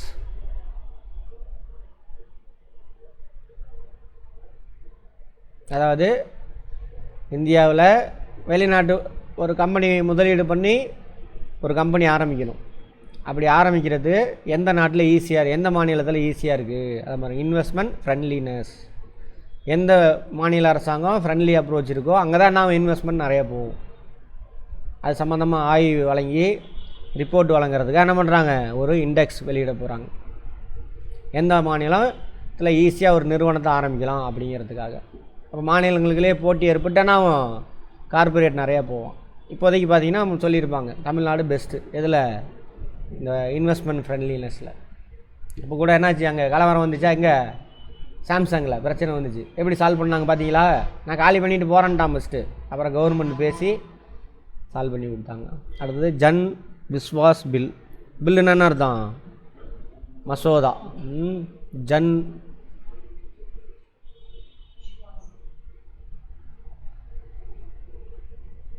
Vishwas bill to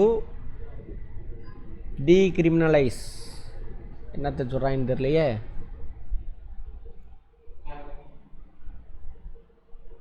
மக்கள் நம்பிக்கை மசோதாவா, ஜன்னா மக்கள்.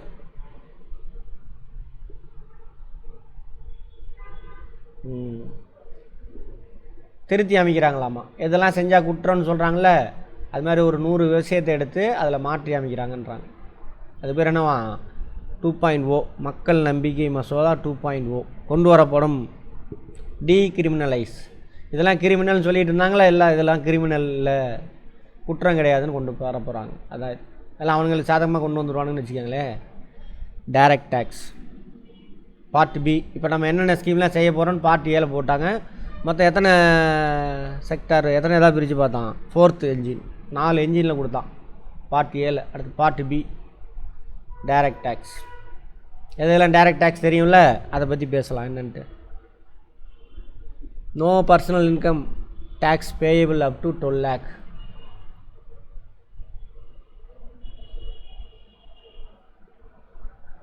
நியூ ரெஜிம், ஓல்டு ரெஜிம்னு ஒன்று இருக்குது, நியூ ரெஜிம்னு ஒன்று இருக்குது. டேக்ஸில் டைரக்ட் டேக்ஸ் கட்டுறோம்ல, இன்கம் டேக்ஸ், ஐடி ஃபைல் பண்ணுறாங்கல்ல, அதில் ரெண்டில் எது வேணாலும் ஃபாலோ பண்ணிக்கலான்றாங்க. நியூ ரெஜிமில் வருஷத்தில் 12 லட்ச ரூபா வரைக்கும் வந்துச்சுனாக்கா நீ என்ன பண்ண தேவையில்ல, டேக்ஸ் கட்ட வேணாம். அதான் சீலிங்னு சொல்லுவாங்க. உச்ச வரம்பு 12 லட்சத்துக்கு மேலே நீ சம்பாரிச்சினாக்கா டேக்ஸ் கட்டணும். அதான் சொல்கிறாங்க. This limit will be 12.75 lakh for salaried taxpayers due to standard deduction 75,000. Government salary வாங்குறாங்கள்ல, அவங்களுக்கு வந்துட்டு இவ்வளோ 12.75 லட்சம் வரைக்கும். ஏன்னா அவங்க ஆல்ரெடி 75,000 டேக்ஸாக கட்டிடுறாங்களாமா. அதனால்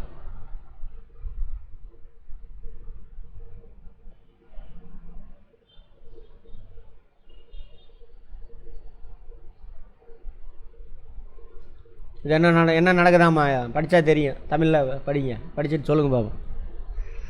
இப்போ இந்த மாதிரி இன்க்ரீஸ் பண்ணுறதுனால என்ன நடக்குதாம்மா, இதை படிங்க, படிச்சுட்டு சொல்லுங்க பார்ப்போம் யார் சொல்கிறீங்கன்னு. பேசிக் கான்செப்ட் புரிஞ்சுருந்தவங்க மட்டும் தான் சொல்ல முடியும். தெரியுதா எழுத்து லெட்டர் தெரியுதா ஜனா?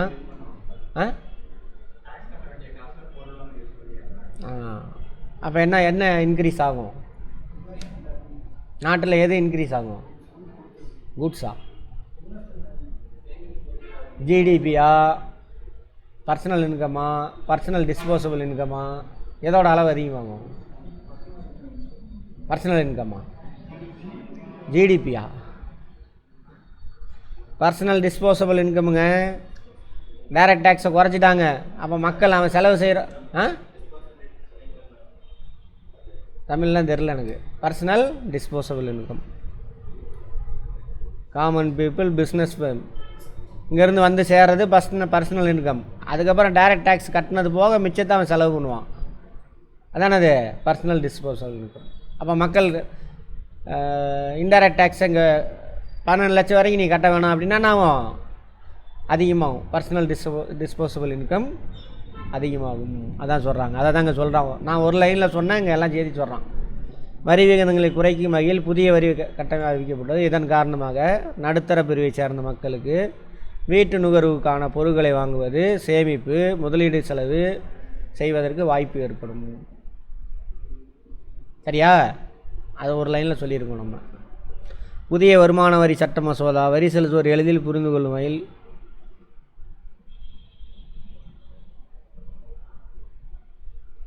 நேரடி வரிகள் மூலம் 1 லட்சம் கோடி வருவாய் அரசாங்கத்துக்கு வருவாய் குறைஞ்சிருமா. ஏன்னா 5 லட்சம் வரைக்கும் தான் டேக்ஸ் இல்லாமல் இருந்தது. இப்போ 12 லட்சம் வரைக்கும் டேக்ஸ் இல்லைன்ட்டாங்க. அப்போ அரசாங்கத்துக்கு என்ன வருமானம் குறையும். அதை தான் சொல்கிறாங்க. நோட் பண்ணிக்கங்க, இது முக்கியமானது. ஒன்று இது ஒரு பாயிண்ட்டு, இது ஒரு பாயிண்ட்டு. ஃபஸ்ட்டில் உள்ளது எல்லாமே பாயிண்ட்டு தான். ஸ்டேட்மெண்ட்டில் கேட்பான், பார்த்துக்கோங்க. திருத்தி அமைக்கப்பட்ட வரி விகிதங்களின் கட்டமைப்பு, ஸ்ட்ரக்சர், டேக்ஸ் ரேட், வரி விகிதம்னா rate, revised tax rate structure.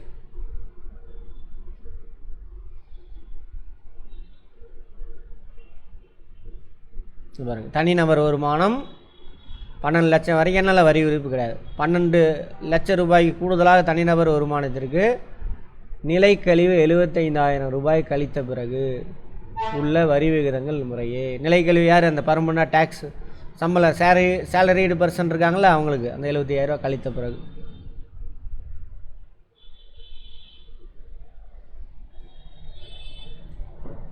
நாலு லட்சம் வரைக்கும் டேக்ஸே கிடையாது. 4 லட்சம்லேருந்து 8 லட்ச ரூபா வருதா, அதுக்கு 5% டேக்ஸ் போடுவாங்க.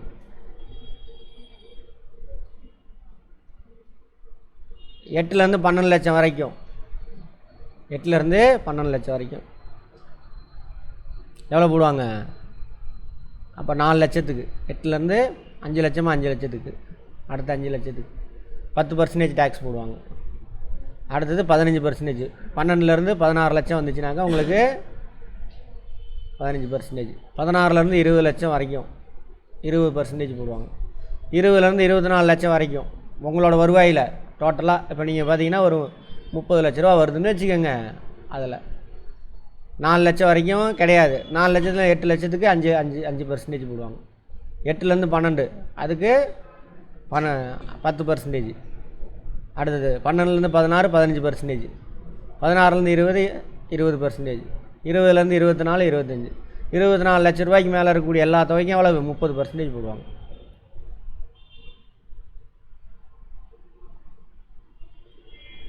TDS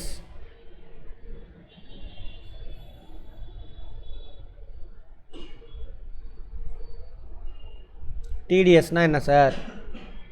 ஆதார வரி பிடித்தம், tax deducted at source. TDS தெரிஞ்சுக்கணும். இதெல்லாம் இதை நான் சொல்லியிருக்க மாட்டேன் முன்னாடி, இங்கே தேவை வந்ததுனால சொல்கிறேன். Tax deducted at source. சோர்ஸ்னால் என்ன அர்த்தம்? எங்கே மூலம், மூலம்னா எங்கேருந்து அது கிடைக்கிது. உனக்கு எங்கேருந்து வருமானம் வருதோ அங்கேயே பிடிச்சிடுவாங்க. அதான் அது டிடிஎஸ். ஓகேவா? இப்போது கவர்மெண்ட் எம்ப்ளாயீஸ் இருக்காங்களா, அவங்களாம் சம்பளம் வாங்குவாங்க. மாதம் மாதம் சம்பளம் வாங்குறாங்கன்னு வச்சுக்கோங்க. அவங்களுக்கு என்ன பண்ணுவாங்கன்னா 3 மாதத்துக்கு ஒரு தடவை அல்லது மாதம் இவங்க கன்வீனியன்ட்டுக்கு எழுதி கொடுத்துடணும். எனக்கு நீங்கள் டிடிஎஸ் பிடிச்சி கட்டிடுங்க கவர்மெண்டில் அப்படின்னு சொல்லிடுவாங்க. Tax deducted at source. வருமான வரி நான் கட்டணும், சரியா? எனக்கு அந்த வருமானம் எங்கேருந்து வருதோ அங்கேயே பிடிச்சிடுவாங்க.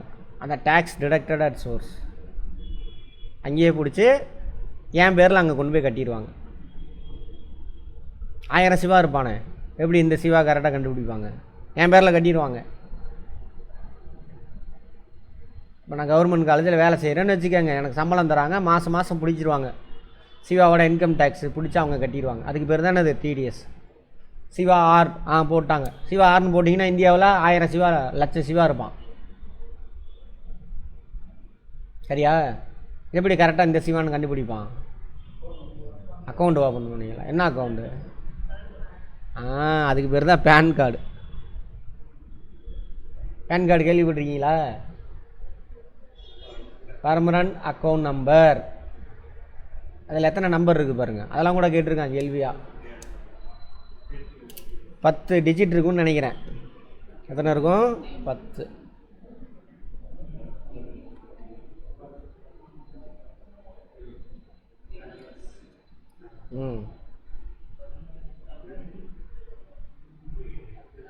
எத்தனை மார்க்கு? 10 இருக்கும். அதில் ஃபஸ்ட்டு 4 டிஜிட் என்னவாக இருக்கும்? ஆல்ஃபாவாக இருக்கும். 1 2 3 4 5 டிஜிட்டு ஆல்ஃபா. CMRPS இதெல்லாம் கூட கேட்டிருக்கான் பார்த்துக்கோங்க டிஎன்பிசியில். அடுத்து 4 டிஜிட் வந்து நியூமெரிக் நம்பர்ஸ்.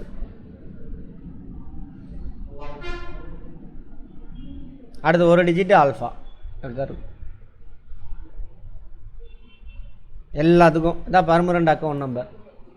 இப்போ என்னோட இந்த நம்பர் அங்கே கொடுத்துருவேன். டிடிஎஸ் பிடிச்சாங்கன்னா கேட்பாங்க உங்களுடைய பேன் நம்பர் கொடுங்க அப்படின்னு. இதை கொடுத்துட்டோம்னா இந்த பேரில் கட்டிடுவாங்க. மாதம் மாதம் பிடிக்கிறது அங்கே கட்டிகிட்டே வந்துடுவாங்க. சரியா? ரைட். அதான் டேக்ஸ். அது மட்டும் கிடையாது, நீ சர்வீஸ் எங்கேயாவது ப்ரொவைட் பண்ணால் அங்கேயே பிடிச்சிடுவாங்க. இப்போ எக்ஸாம்பிள் வேறு என்ன சொல்லலாம்? Service provider.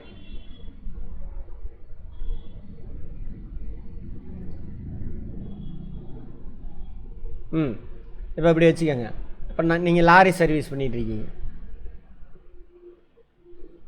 R வருமா லாரிக்கு? RRஆ? லாரி சர்வீஸ் பண்ணிகிட்ருக்கீங்க. ஒருத்தனோட கம்பெனியோட, இப்போ இந்துஸ்தான் யூனிலிவர், அவனோட ப்ராடக்ட் எடுத்துகிட்டு போய் இன்னொரு இடத்துல இறக்குற. அவனோட ப்ராடக்ட் எடுத்துகிட்டு போய் இன்னொரு இடத்துல இறக்குற, சரியா? அதுக்கு நீ சார்ஜ் 10,000 ரூபா வாங்குற. யார்? Lorry service company. சர்வீஸ் தானே ப்ரொவைட் பண்ண 10,000 ரூபா. அப்போ அந்த 10,000 ரூபாய்க்கு அவன் டிடிஎஸ் அங்கே பிடிச்சிருவான். இந்த லாரி சர்வீஸ் தானே ப்ரொவைட் பண்ண. சர்வீஸ் பண்ணால் என்ன அர்த்தம்? 10,000 ரூபா ஃபுல்லாக அவனுக்கு இன்கம். ஸோ அந்த 10,000 ரூபா என்ன பண்ணிடுவான் அவன்? 10,000 ரூபாய்க்கு டிடிஎஸ் போடுவான். 10% வச்சுக்கோங்க, 1000 ரூபா. 10,000 ரூபாயில் 1000 ரூபா பிடிச்சிக்குவான். பிடிச்சி என்ன பண்ணுவான்? அந்த லாரி கம்பெனி இருக்குல்ல, அந்த லாரி கம்பெனி பேரில் பேன் இருக்கும், அதில் போய் கட்டிடுவான். புரிஞ்சுதா? எங்கெங்கெல்லாம் சர்வீஸ் ப்ரொவைட் பண்ணுறாங்களோ சர்வீஸ் ப்ரொவைடர் வந்து டிடிஎஸ் பிடிச்சிடுவாங்க. இது டைரக்ட் டேக்ஸ். இது டிடிஎஸ் வந்து என்னது? Direct tax. ஆனால் என் சார்பில் கவர்மெண்ட் தான் கட்டும், அல்லது இந்துஸ்தான் யூனிலிவர் கட்டுவான். பட் என்னோடய வருமானத்துலேருந்து பிடிச்சி கட்டுறான். கேட்பாங்க டிடிஎஸ் வந்து என்னது? டைரக்ட் டேக்ஸ், ஒருத்தனுடைய இன்கம் டேக்ஸ். கான்செப்ட் புரியுதா? ஆதார வரி வசூல். இது என்னது? இது டிசிஎஸ்.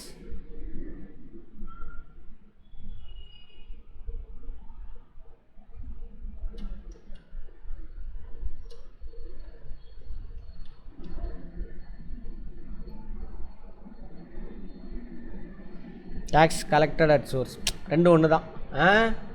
டிடிஎஸ்ஸு டிசிஎஸ் ரெண்டும் ஒன்று தான்.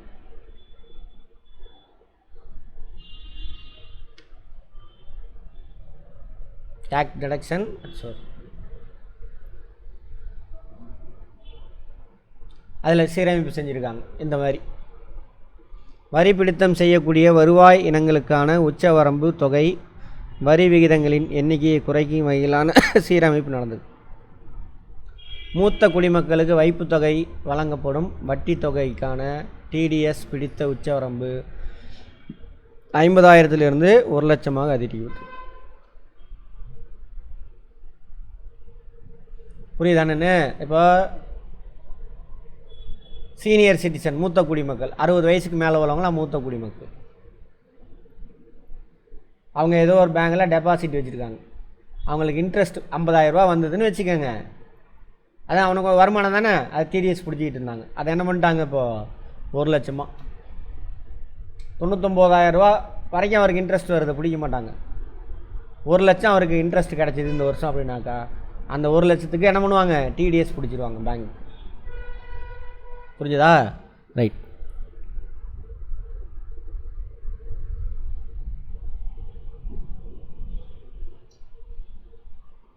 அடுத்தது வாடகை வருவாய் மீதான டிடிஎஸ் பிடித்தம் உச்சவரம்பு 2.4 லட்சத்துலேருந்து 6 லட்சம் மாற்றுறாங்க.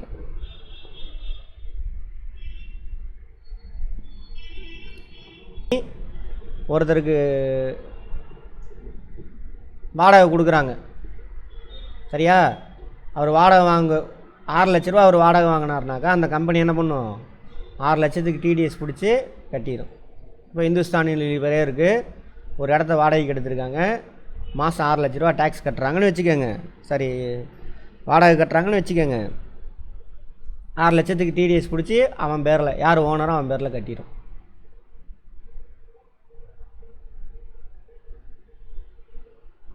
அதே மாதிரி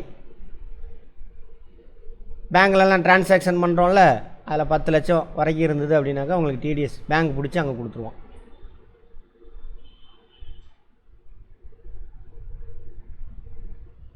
பேன் கார்டு இல்லாட்டியும் பிடிச்சிருவான் அவன்கிட்ட, அதெல்லாம் விட்டுருங்க, அதெல்லாம் வேண்டாம், விட்டுருங்க.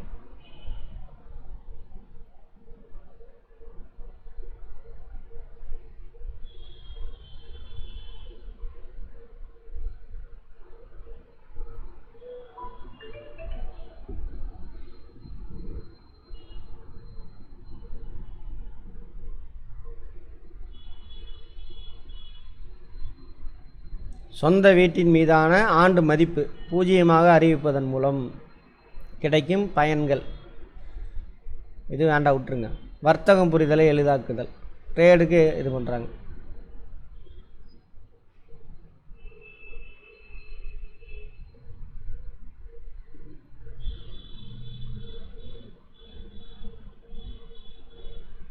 இது எக்ஸ்போர்ட் இம்போர்ட்டுக்காக பண்ணியிருக்காங்க, அது ஒன்றும் பெருசு இல்லை.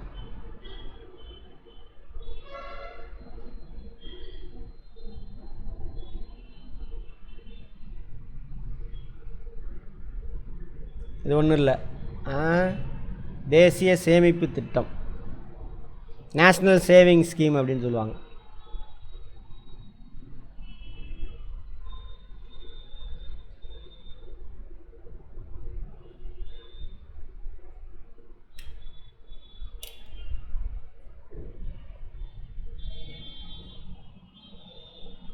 இது இருக்குல்ல போஸ்ட் ஆஃபீஸில் டெபாசிட் வைப்பாங்க.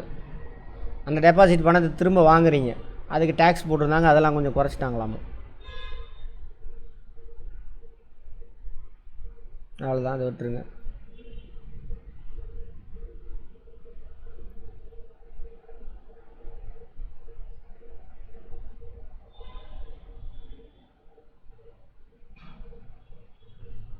இந்தியாவில் உள்ள மின்னணு சாதன உற்பத்தி, எலக்ட்ரானிக் கூட்ஸ் இருக்கு இல்லையா, அது தயாரிக்கக்கூடிய நிறுவனம், அதில் ஏதோ டேக்ஸ் போட்டிருக்கானுங்க.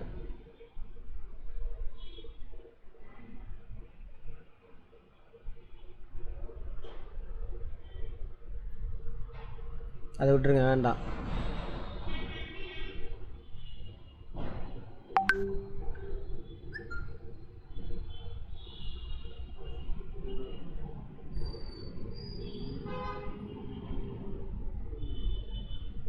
அதாவது இந்த ஹார்பர்லாம் கண்டெய்னர் யூஸ் பண்ணுறாங்கள்ல, கண்டெய்னரில் பிரிச்சுலாம் பார்க்க தேவையில்ல, எடை போட்டு பார்ப்பாங்க. இவ்வளோ இடம் இருந்ததுனாக்கா ஹார்பரில் டேக்ஸ் போடுவாங்க. அது வந்துட்டு உள்நாட்டு போக்குவரத்துக்கு நீட்டி வச்சுருக்காங்களாமா. அதை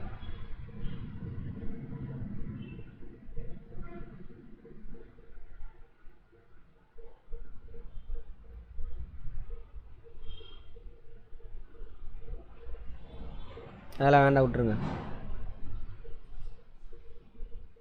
தங்கப்பத்திரம் தெரியுமா? தங்கப்பத்திரம்னா என்னென்னு? Gold bond. நீ கோல்டு வாங்க தேவையில்லை, அந்த தங்க பத்திரத்தில் நீ இன்வெஸ்ட்மெண்ட் பண்ணிட்டீங்கன்னா போதும். இப்போ எனக்கு 1 லட்ச ரூபா இருக்குது. இப்போ இன்றைக்கி எவ்வளோம்மா தங்கம்? 60 சரி 65,000 வச்சுக்கோங்க. என்ன நரேந்திரராஜ் 65,000. நீ நகையாக ஒரு பவுன் வாங்கி வைக்கணும்னு அவசியம் இல்லை. 65,000 நீ போட்டு கோல்டு பாண்டு வச்சுக்கோ, வாங்கிக்கலாம். இப்போ நாளைக்கு விற்க போகிற, நாளைக்கு இந்த கோல்டு பாண்டை நீ விற்கும் பொழுது தங்கம் எவ்வளோன்னு பார்ப்பாங்க. தங்கம் 80,000 வச்சுக்கோங்க. அப்போ கோல்டு பாண்டு எவ்வளோக்கு போகும்? 80,000 போகும். அல்லது நாளைக்கு 40,000 தானே வச்சுக்கோங்க. அப்போ கோல்டு பாண்டு எவ்வளோக்கு போகும்? விற்றினா 40,000 போகும்.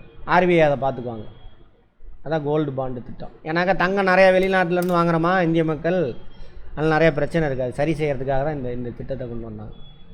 ஸோ அதெல்லாம் ஏதோ சேஞ்சஸ் கொண்டு வந்திருக்காங்க. இப்போ டைரக்ட் டேக்ஸஸ் பார்த்தாச்சு, இதெல்லாம் டைரக்ட் டேக்ஸஸ் ரிலேட்டடு. அடுத்து மறைமுக வரி ரிலேட்டடு, இன்டைரக்ட் டேக்ஸஸ். தொழிற்சாலை சரக்குகளுக்கான சுங்க வரி முதலில் மாற்றங்கள். சுங்கவரி என்னென்னு பார்த்தோம். சுங்கவரி எக்ஸ்போர்ட் இம்போர்ட், அதில் போடுறதானே அது சுங்கவரி. கஸ்டம் டியூட்டி,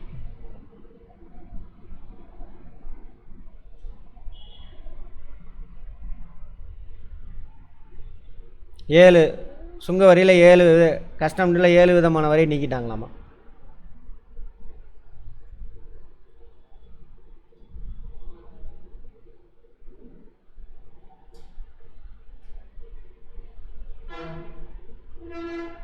இப்போ சுங்க வரி மொத்தம் எத்தனை நீக்கியிருக்காங்க? 7 நீக்கிட்டாங்க.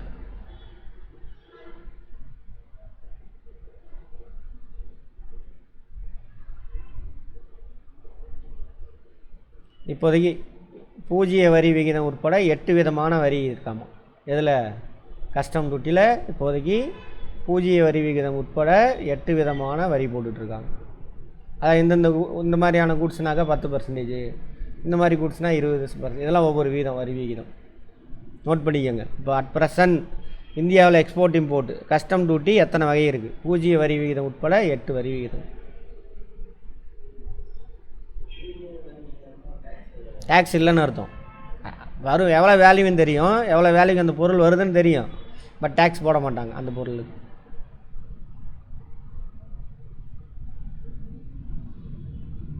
மறைமுக வரி மூலமாக கிடைக்கக்கூடிய 2600 கோடி ரூபா வருவாய் இழப்பு ஏற்படுமா போன வருஷத்தோட கம்பேர் பண்ணும் பொழுது.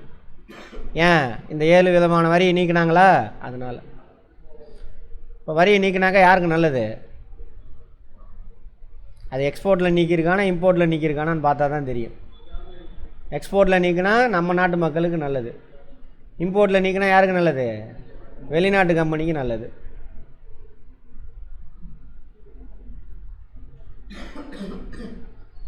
முப்பத்தாறு வகையான மருந்து பொருட்களுக்கு என்ன பண்ணிட்டாங்க? சுங்க கட்டணமே இல்லையாமா, வரியே இல்லை, இறக்குமதி பண்ணுறாங்களா அதில். அப்புறம் 6 விதமான 36க்கு டோட்டல் நினைக்கிட்டானுங்க.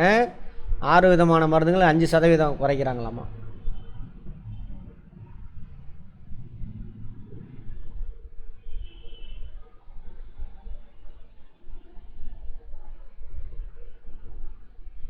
அதை விட்டுருங்க. உள்நாட்டு இது எக்ஸ்போர்ட் இம்போர்ட் முடிஞ்சிச்சு. உள்நாட்டு உற்பத்தி மற்றும் மதிப்பு கூட்டலுக்கு ஆதரவு. முக்கியத்துவம் வாய்ந்த கனிம வளங்களாமா இதெல்லாம். கோபால்ட் உலோகம் மற்றும் கழிவுகள். அதுபோக பயன்பாடற்ற லித்தியம் அயான் மின்கலன். லித்தியம் அயன் எதுங்க யூஸ் பண்ணுறோம்? பேட்ரியில் நம்ம யூஸ் பண்ணுற பேட்ரிலாம் என்னது? லித்தியம். செல்ஃபோனில் இருக்குல்ல அது அது அப்புறம் காரு பைக் பேட்ரிலாம் இருக்குல்ல அதில் யூஸ் பண்ணுறது. மின்கலன்னா இது செல்லு தான். ஈயம் துத்தநாகம்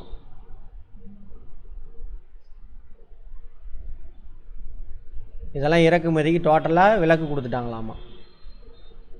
இதில் லித்தியம் இருக்குல்ல அந்த பேட்ரி லித்தியம், அந்த பேட்ரி எல்லாம் சேல்ஸ் டீலர் யார் தெரியுமா இந்தியாவுக்கு? யாராக இருப்பாங்க? அதானி. கரெக்டாக சொல்லிட்டார், மோடிஜியோட நண்பர். இதுக்கெல்லாம் நீக்கிட்டாங்களாம். எதுக்கு? கோபால்ட் உலோகம் மற்றும் அதோட கழிவுகள், லித்தியம் பேட்ரி, லித்தியம் மின்கலன்கள், ஈயம் துத்தநாகம், அப்புறம் அது இல்லாமல் 12 முக்கியமான கனிம வளங்களுக்கு என்ன பண்ணிட்டாங்க? ஆமாம், டேக்ஸை தூக்கிட்டாங்க. இறக்குமதிக்கு அடிப்படை சுங்கத்தீர்வு, இறக்குமதிக்கு டேக்ஸ் கிடையாது. அப்போ பேட்டரியோட ரேட்லாம் என்ன ஆகும்? குறையும். ஜவுளித்துறை. தறிகளில் பயன்படுத்தப்படாத 2 வகையான ஜவுளி எந்திரங்களுக்கு ஏதோ ஜவுளி ரிலேட்டட் டேக்ஸ் நீக்கிட்டாங்க.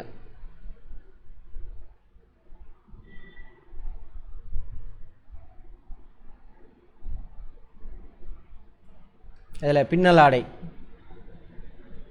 10%, 20%, 20% அல்லது கிலோவுக்கு 115 ரூபா. இது ரெண்டில் எது அதிகமாக வருதோ அந்த டேக்ஸ் போடுவாங்களாமா. எக்ஸ்போர்ட் பண்ணுறாங்கல்ல அதுக்கு. மின்னணு சாதனங்கள்.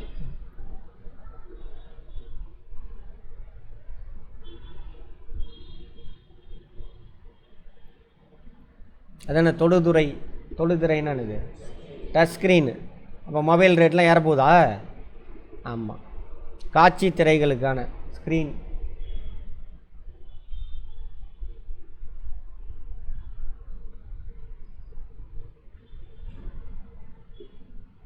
எலக்ட்ரானிக் குட்ஸு பயன்படுத்த தயாராக உள்ள மின்னணு சாதனங்கள், எலக்ட்ரானிக்ஸ் எல்லாமே.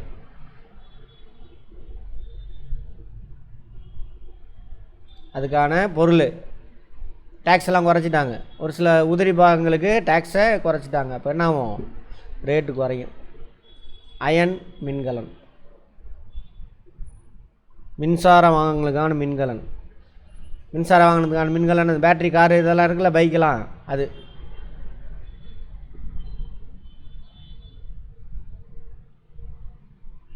டேக்ஸ் குறைச்சிட்டானுங்க.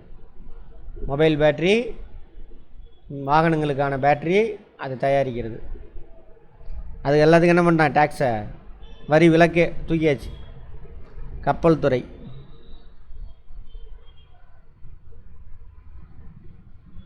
அங்கேயும் டேக்ஸ் கம்மி பண்ணிட்டானுங்க. இதெல்லாம் எல்லாம் கார்பரேட்டுக்கு சாதகமாக இருக்குது பாருங்கள். அப்போ இந்த டேக்ஸில் எங்கே தூக்கி போடுவானுங்க? நம்மக்கிட்ட எந்த ஒரு பக்கம் வரியை குறைச்சா என்ன பண்ணும்? இன்னொரு இடத்துல பேலன்ஸ் பண்ணணும்ல. எப்படி வசூலிப்பாங்க? இந்த ஜிஎஸ்டி யார் கட்டுவா?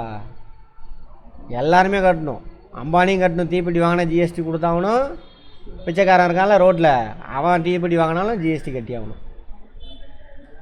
ஆனால் அம்பானிக்கு பெரிய பாதிப்பு இருக்காது. ஆனால் பிச்சைக்காரனுக்கு உருவாங்கிறது பெரிய விஷயம். சரியா? நம்மளாம் அதுக்கு நடுவில் இருக்கோம். ஆமாம். தொலைத்தொடர்புத்துறை,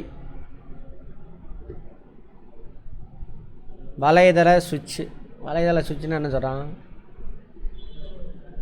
இன்டர்நெட் சுவிட்சா? என்ன இன்டர்நெட் சுவிட்சு?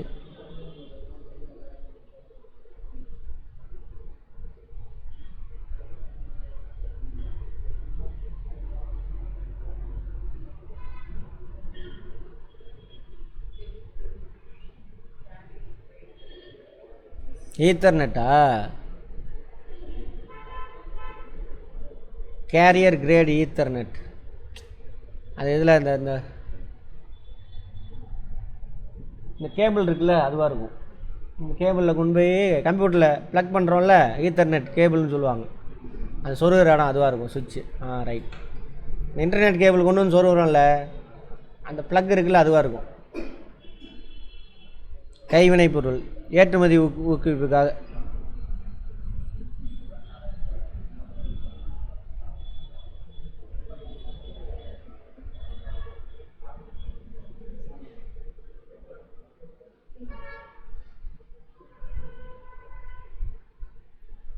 தோல் பொருளுக்கெல்லாம் சலுகை கொடுத்துருக்காங்க.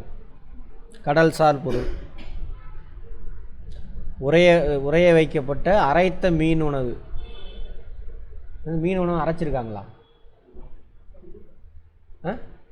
ஊறுகாயா? அது சார்ந்த ஏற்றுமதிக்கான அடிப்படை சுங்கத்தை 30% 5% குறைச்சிருக்காங்க.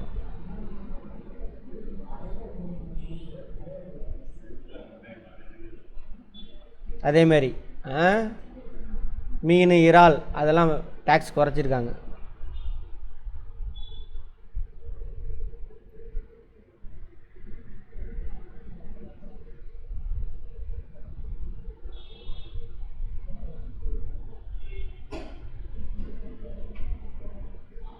இதெல்லாம் உங்களுக்கு புரியாது, விட்டுருங்க.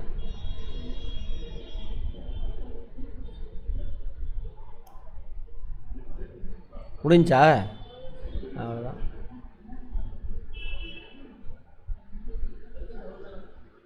பட்ஜெட் அவ்வளோதான். வரேன் இருங்க.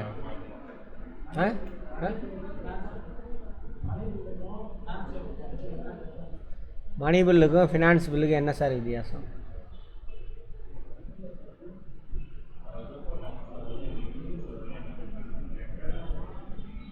அது சிவிக்ஸில் சொல்லியிருப்பேன், அங்கே பார்ப்போம்.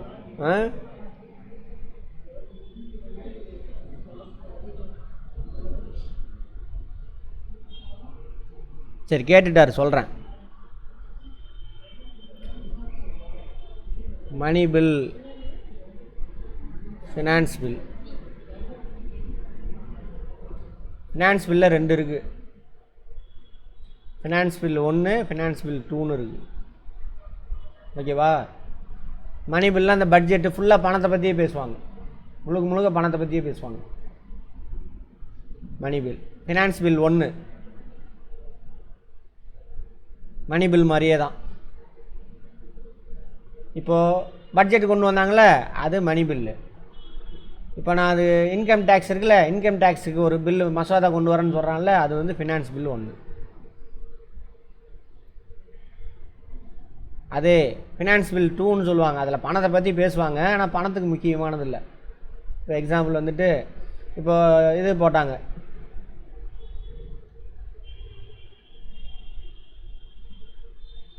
Drink and drive. முன்னாடி எவ்வளோ போயிட்டு இருந்துச்சு ஃபைனு? 2000 ரூபா. டிடிக்கு 500 ரூபா கட்டினீங்களா? எந்த காலத்தில்? எப்போ? உங்கள் அப்பா கூட கட்டியிருப்பார். அப்போ நீங்கள் பைக்கை ஓட்டியிருக்க மாட்டீங்க. சரியா? இப்போ எவ்வளோ அது? 10,000 ரூபா.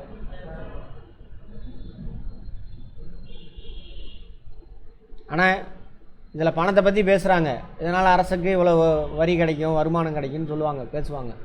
ஆனால் இதோட இம்பார்ட்டண்ட் என்னது? வரியை உயர்த்துற, அரசாங்கத்துக்கு வருமானத்தை உயர்த்துறது கிடையாது நோக்கம். அதோட நோக்கம் என்னது? பாதுகாப்பு, போக்குவரத்தில் நிறைய ஆக்சிடெண்ட்டை தவிர்க்கணும். அதுதான் அதோட நோக்கம். பணத்தை பற்றி பேசியிருக்காங்க, ஆனால் அது என்ன கிடையாது? ஃபினான்ஸ் பில் கிடையாது. ஃபினான்ஸ் பில்னாக்கா கட்டாயம் யாரோட ஒப்புதல் வேணும்? அறிமுகப்படுத்துறதுக்கு குடியரசுத் தலைவர், ஒன்றிய அரசாங்கம், மாநில அரசாங்கம்னா ஆளுநருடைய ஒப்புதல் வேணும். எது? ஃபினான்ஸ் பில் ஒன்றா இருந்தாலும் சரி, மணி பில்லாக இருந்தாலும் சரி. பட் இதுக்கு என்ன தேவையில்லை? குடியரசுத் தலைவரின் முன்னாடி ஒப்புதல் தேவையில்லை. இந்த 2 பில்லையும் தீர்மானிக்கிறது, மணி பில்லு, இது ஃபினான்ஸ் பில் ஒன்றுன்னு தீர்மானிக்கிறவர் யார்? சபாநாயகர், கீழவையினுடைய தலைவர். பார்த்தோமாங்க, புரிஞ்சிருச்சா? அப்புறம் நீங்கள் எதாவது கேட்டீங்களே, பட்ஜெட்டில் என்னென்ன ப்ரொவிஷனல் ஆக்சுவல் டேட்டாலாம் ஃபஸ்ட்டு வரக்கூடாது. அடுத்தது எஸ்டிமேட்டட், அடுத்து ஆக்சுவல் டேட்டா.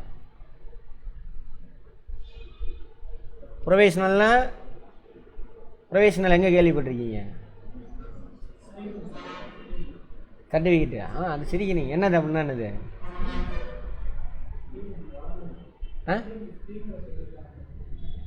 நாங்கள் ப்ரொவிஷனல்ன்ற வார்த்தை எங்கே யூஸ்? நீங்கள் டிகிரி முடிச்சிட்டீங்க, ஆமாம், அப்போது தற்காலிக சான்றது. ஆக்சுவலாக இதோட வேலிடிட்டியே வெறும் 6 மாதம்தான். ஏன்னா உங்களுக்கு கான்வெகேஷன் கொடுக்கறதுக்கு 1 இயர் ஆயிரும் ப்ராசஸ். 6 மாதம் டிகிரி முடித்து மே மாதம் எக்ஸாம் எழுதுறீங்க, ஜூனில் ரிசல்ட் வந்துடும், அடுத்த 6 மாதம் ஆயிரும். எது? உங்களுக்கான அந்த பட்டய சான்று வழங்குறதுக்கு. அதான டிகிரி சர்டிஃபிகேட். கான்வெகேஷன் இருக்குல்ல, டிகிரி சர்டிஃபிகேட், அதான் ஒரிஜினல் டிகிரி சர்டிஃபிகேட்டு. அது வர வரைக்கும் நீ இதை டெம்பரவரியாக யூஸ் பண்ணிக்கலாம். அதான் ப்ரொவிஷனல் சர்டிஃபிகேட். அதுக்கப்புறம் அதை நீங்கள் கிழிச்சு போட்டுடலாம், வச்சுருக்குன்னு அவசியம் இல்லை, தூக்கி போட்டுருங்க. ஏன்னா நிறைய பேர் அந்த இப்போ டீச்சர்ஸுக்கெலாம் எக்ஸாம் வச்சாங்கல்ல, அங்கே ஃப்ரெண்டுக்கு சிவி வெரிஃபிகேஷன் போதும், சர்டிஃபிகேட் வெரிஃபிகேஷனுக்கு போயிருந்தோம். வேலை கிடச்சிருச்சு, final certificate verification. Degree certificate எடுத்துருவாமா அப்படின்னு கேட்குறாங்க. இந்த அம்மா எடுத்துகிட்டு போய், டீச்சர் இந்த அம்மா ப்ரொவிஷனல் சர்டிஃபிகேட் கொண்டு போய் கொடுக்குது. ஒரு அம்மா மட்டும் இல்லை, 90% அவங்க வச்சுருக்காங்க. டீச்சருங்களே அப்படி தான் இருக்காங்க நம்ம ஊரில். அப்படின்னா பார்த்துக்கோங்க. என்ன காரணம் அதுக்கு? இங்கிலீஷ் பீஸில் படிக்கிறது தான் காரணம்.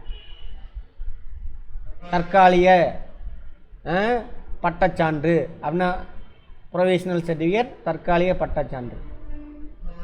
எது புரியுது உங்களுக்கு பார்த்தோன்னே?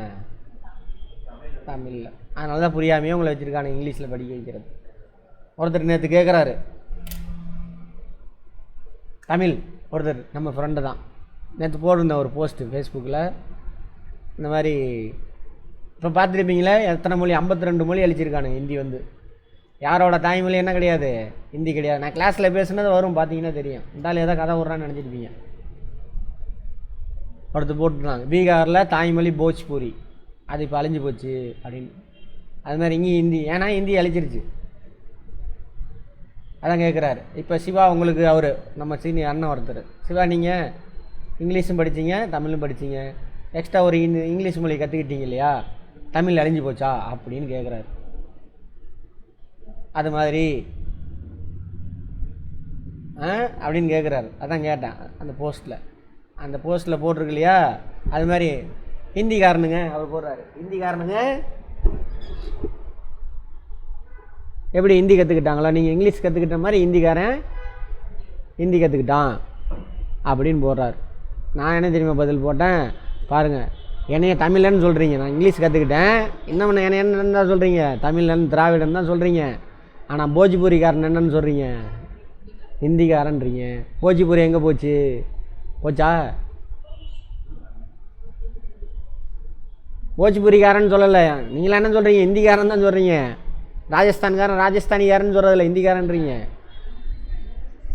ஜம்மு காஷ்மீரி போனால் அந்த காஷ்மீரி மொழி தான் பேசுவாங்க. ஆனால் நீங்கள் என்ன சொல்கிறீங்க? ஹிந்திக்காரன்றீங்க. அழிஞ்சிருச்சா?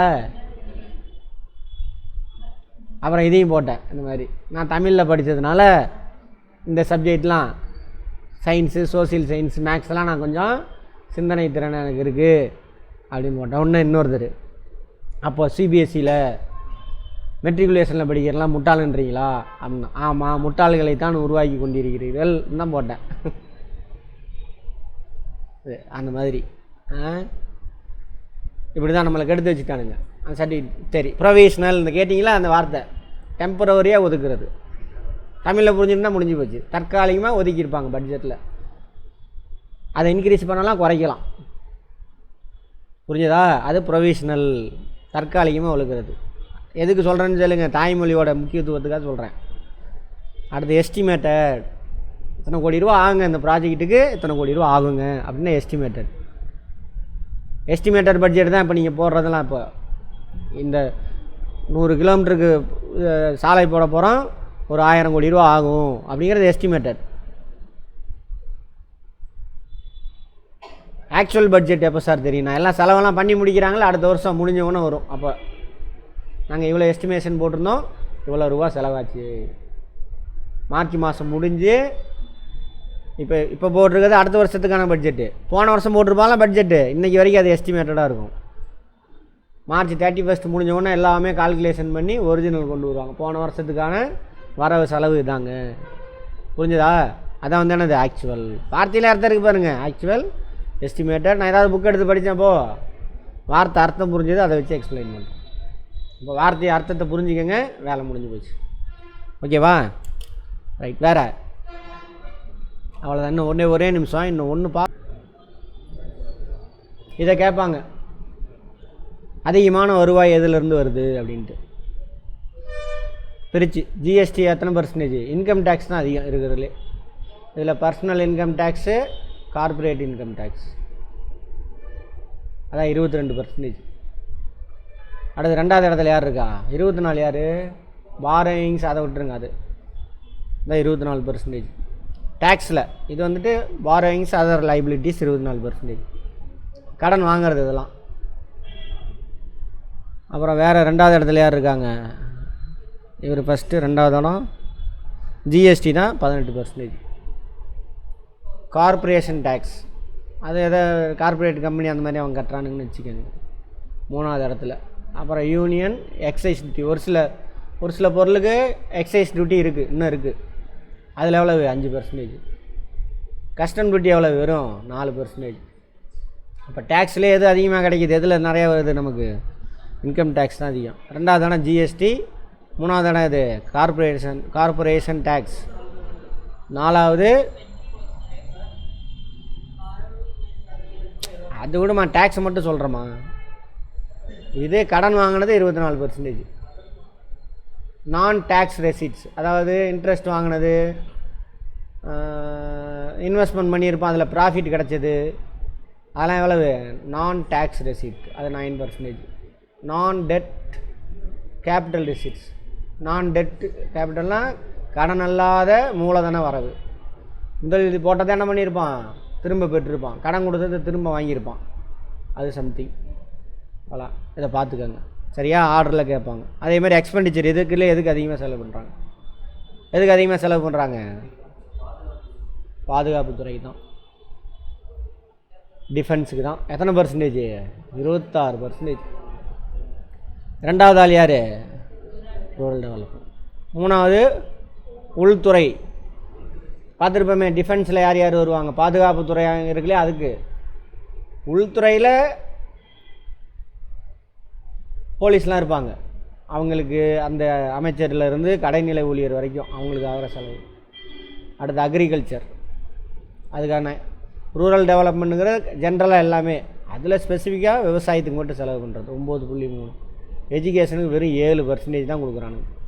ஹெல்த்துக்கு வெறும் 5%. இதே தமிழ்நாடை பாருங்கள், இது 2 அதிகமாக இருக்கும். எஜுகேஷனுக்கு தான் அதிகமாக கொடுத்துருப்போம். அடுத்தது ஹெல்த்துக்கு, இதுக்கு நிறைய செலவு பண்ணணும். ஏன்னா இது 2 தான் என்னது, ஹியூமன் டெவலப்மெண்ட்டில் இன்வெஸ்ட்மெண்ட் பண்ணுறது. அடுத்து அர்பன் டெவலப்மெண்ட்டுக்கு 5.2, ஐடி டெலிகாமுக்கு 5, எனர்ஜிக்கு 4.4, காமர்ஸ் அண்ட் இண்டஸ்ட்ரிக்கு 3.6. அப்புறம் கொஞ்சம் இருக்குது. கேட்பாங்க எதுக்கு அதிகமாக செலவு பண்ணுறாங்க, எல்லாம் கேட்க மாட்டான், 1 2 அப்படி. ரைட், இதோட இன்றைக்கி பட்ஜெட் ஓவர். நாளைக்கு பார்ப்போம்.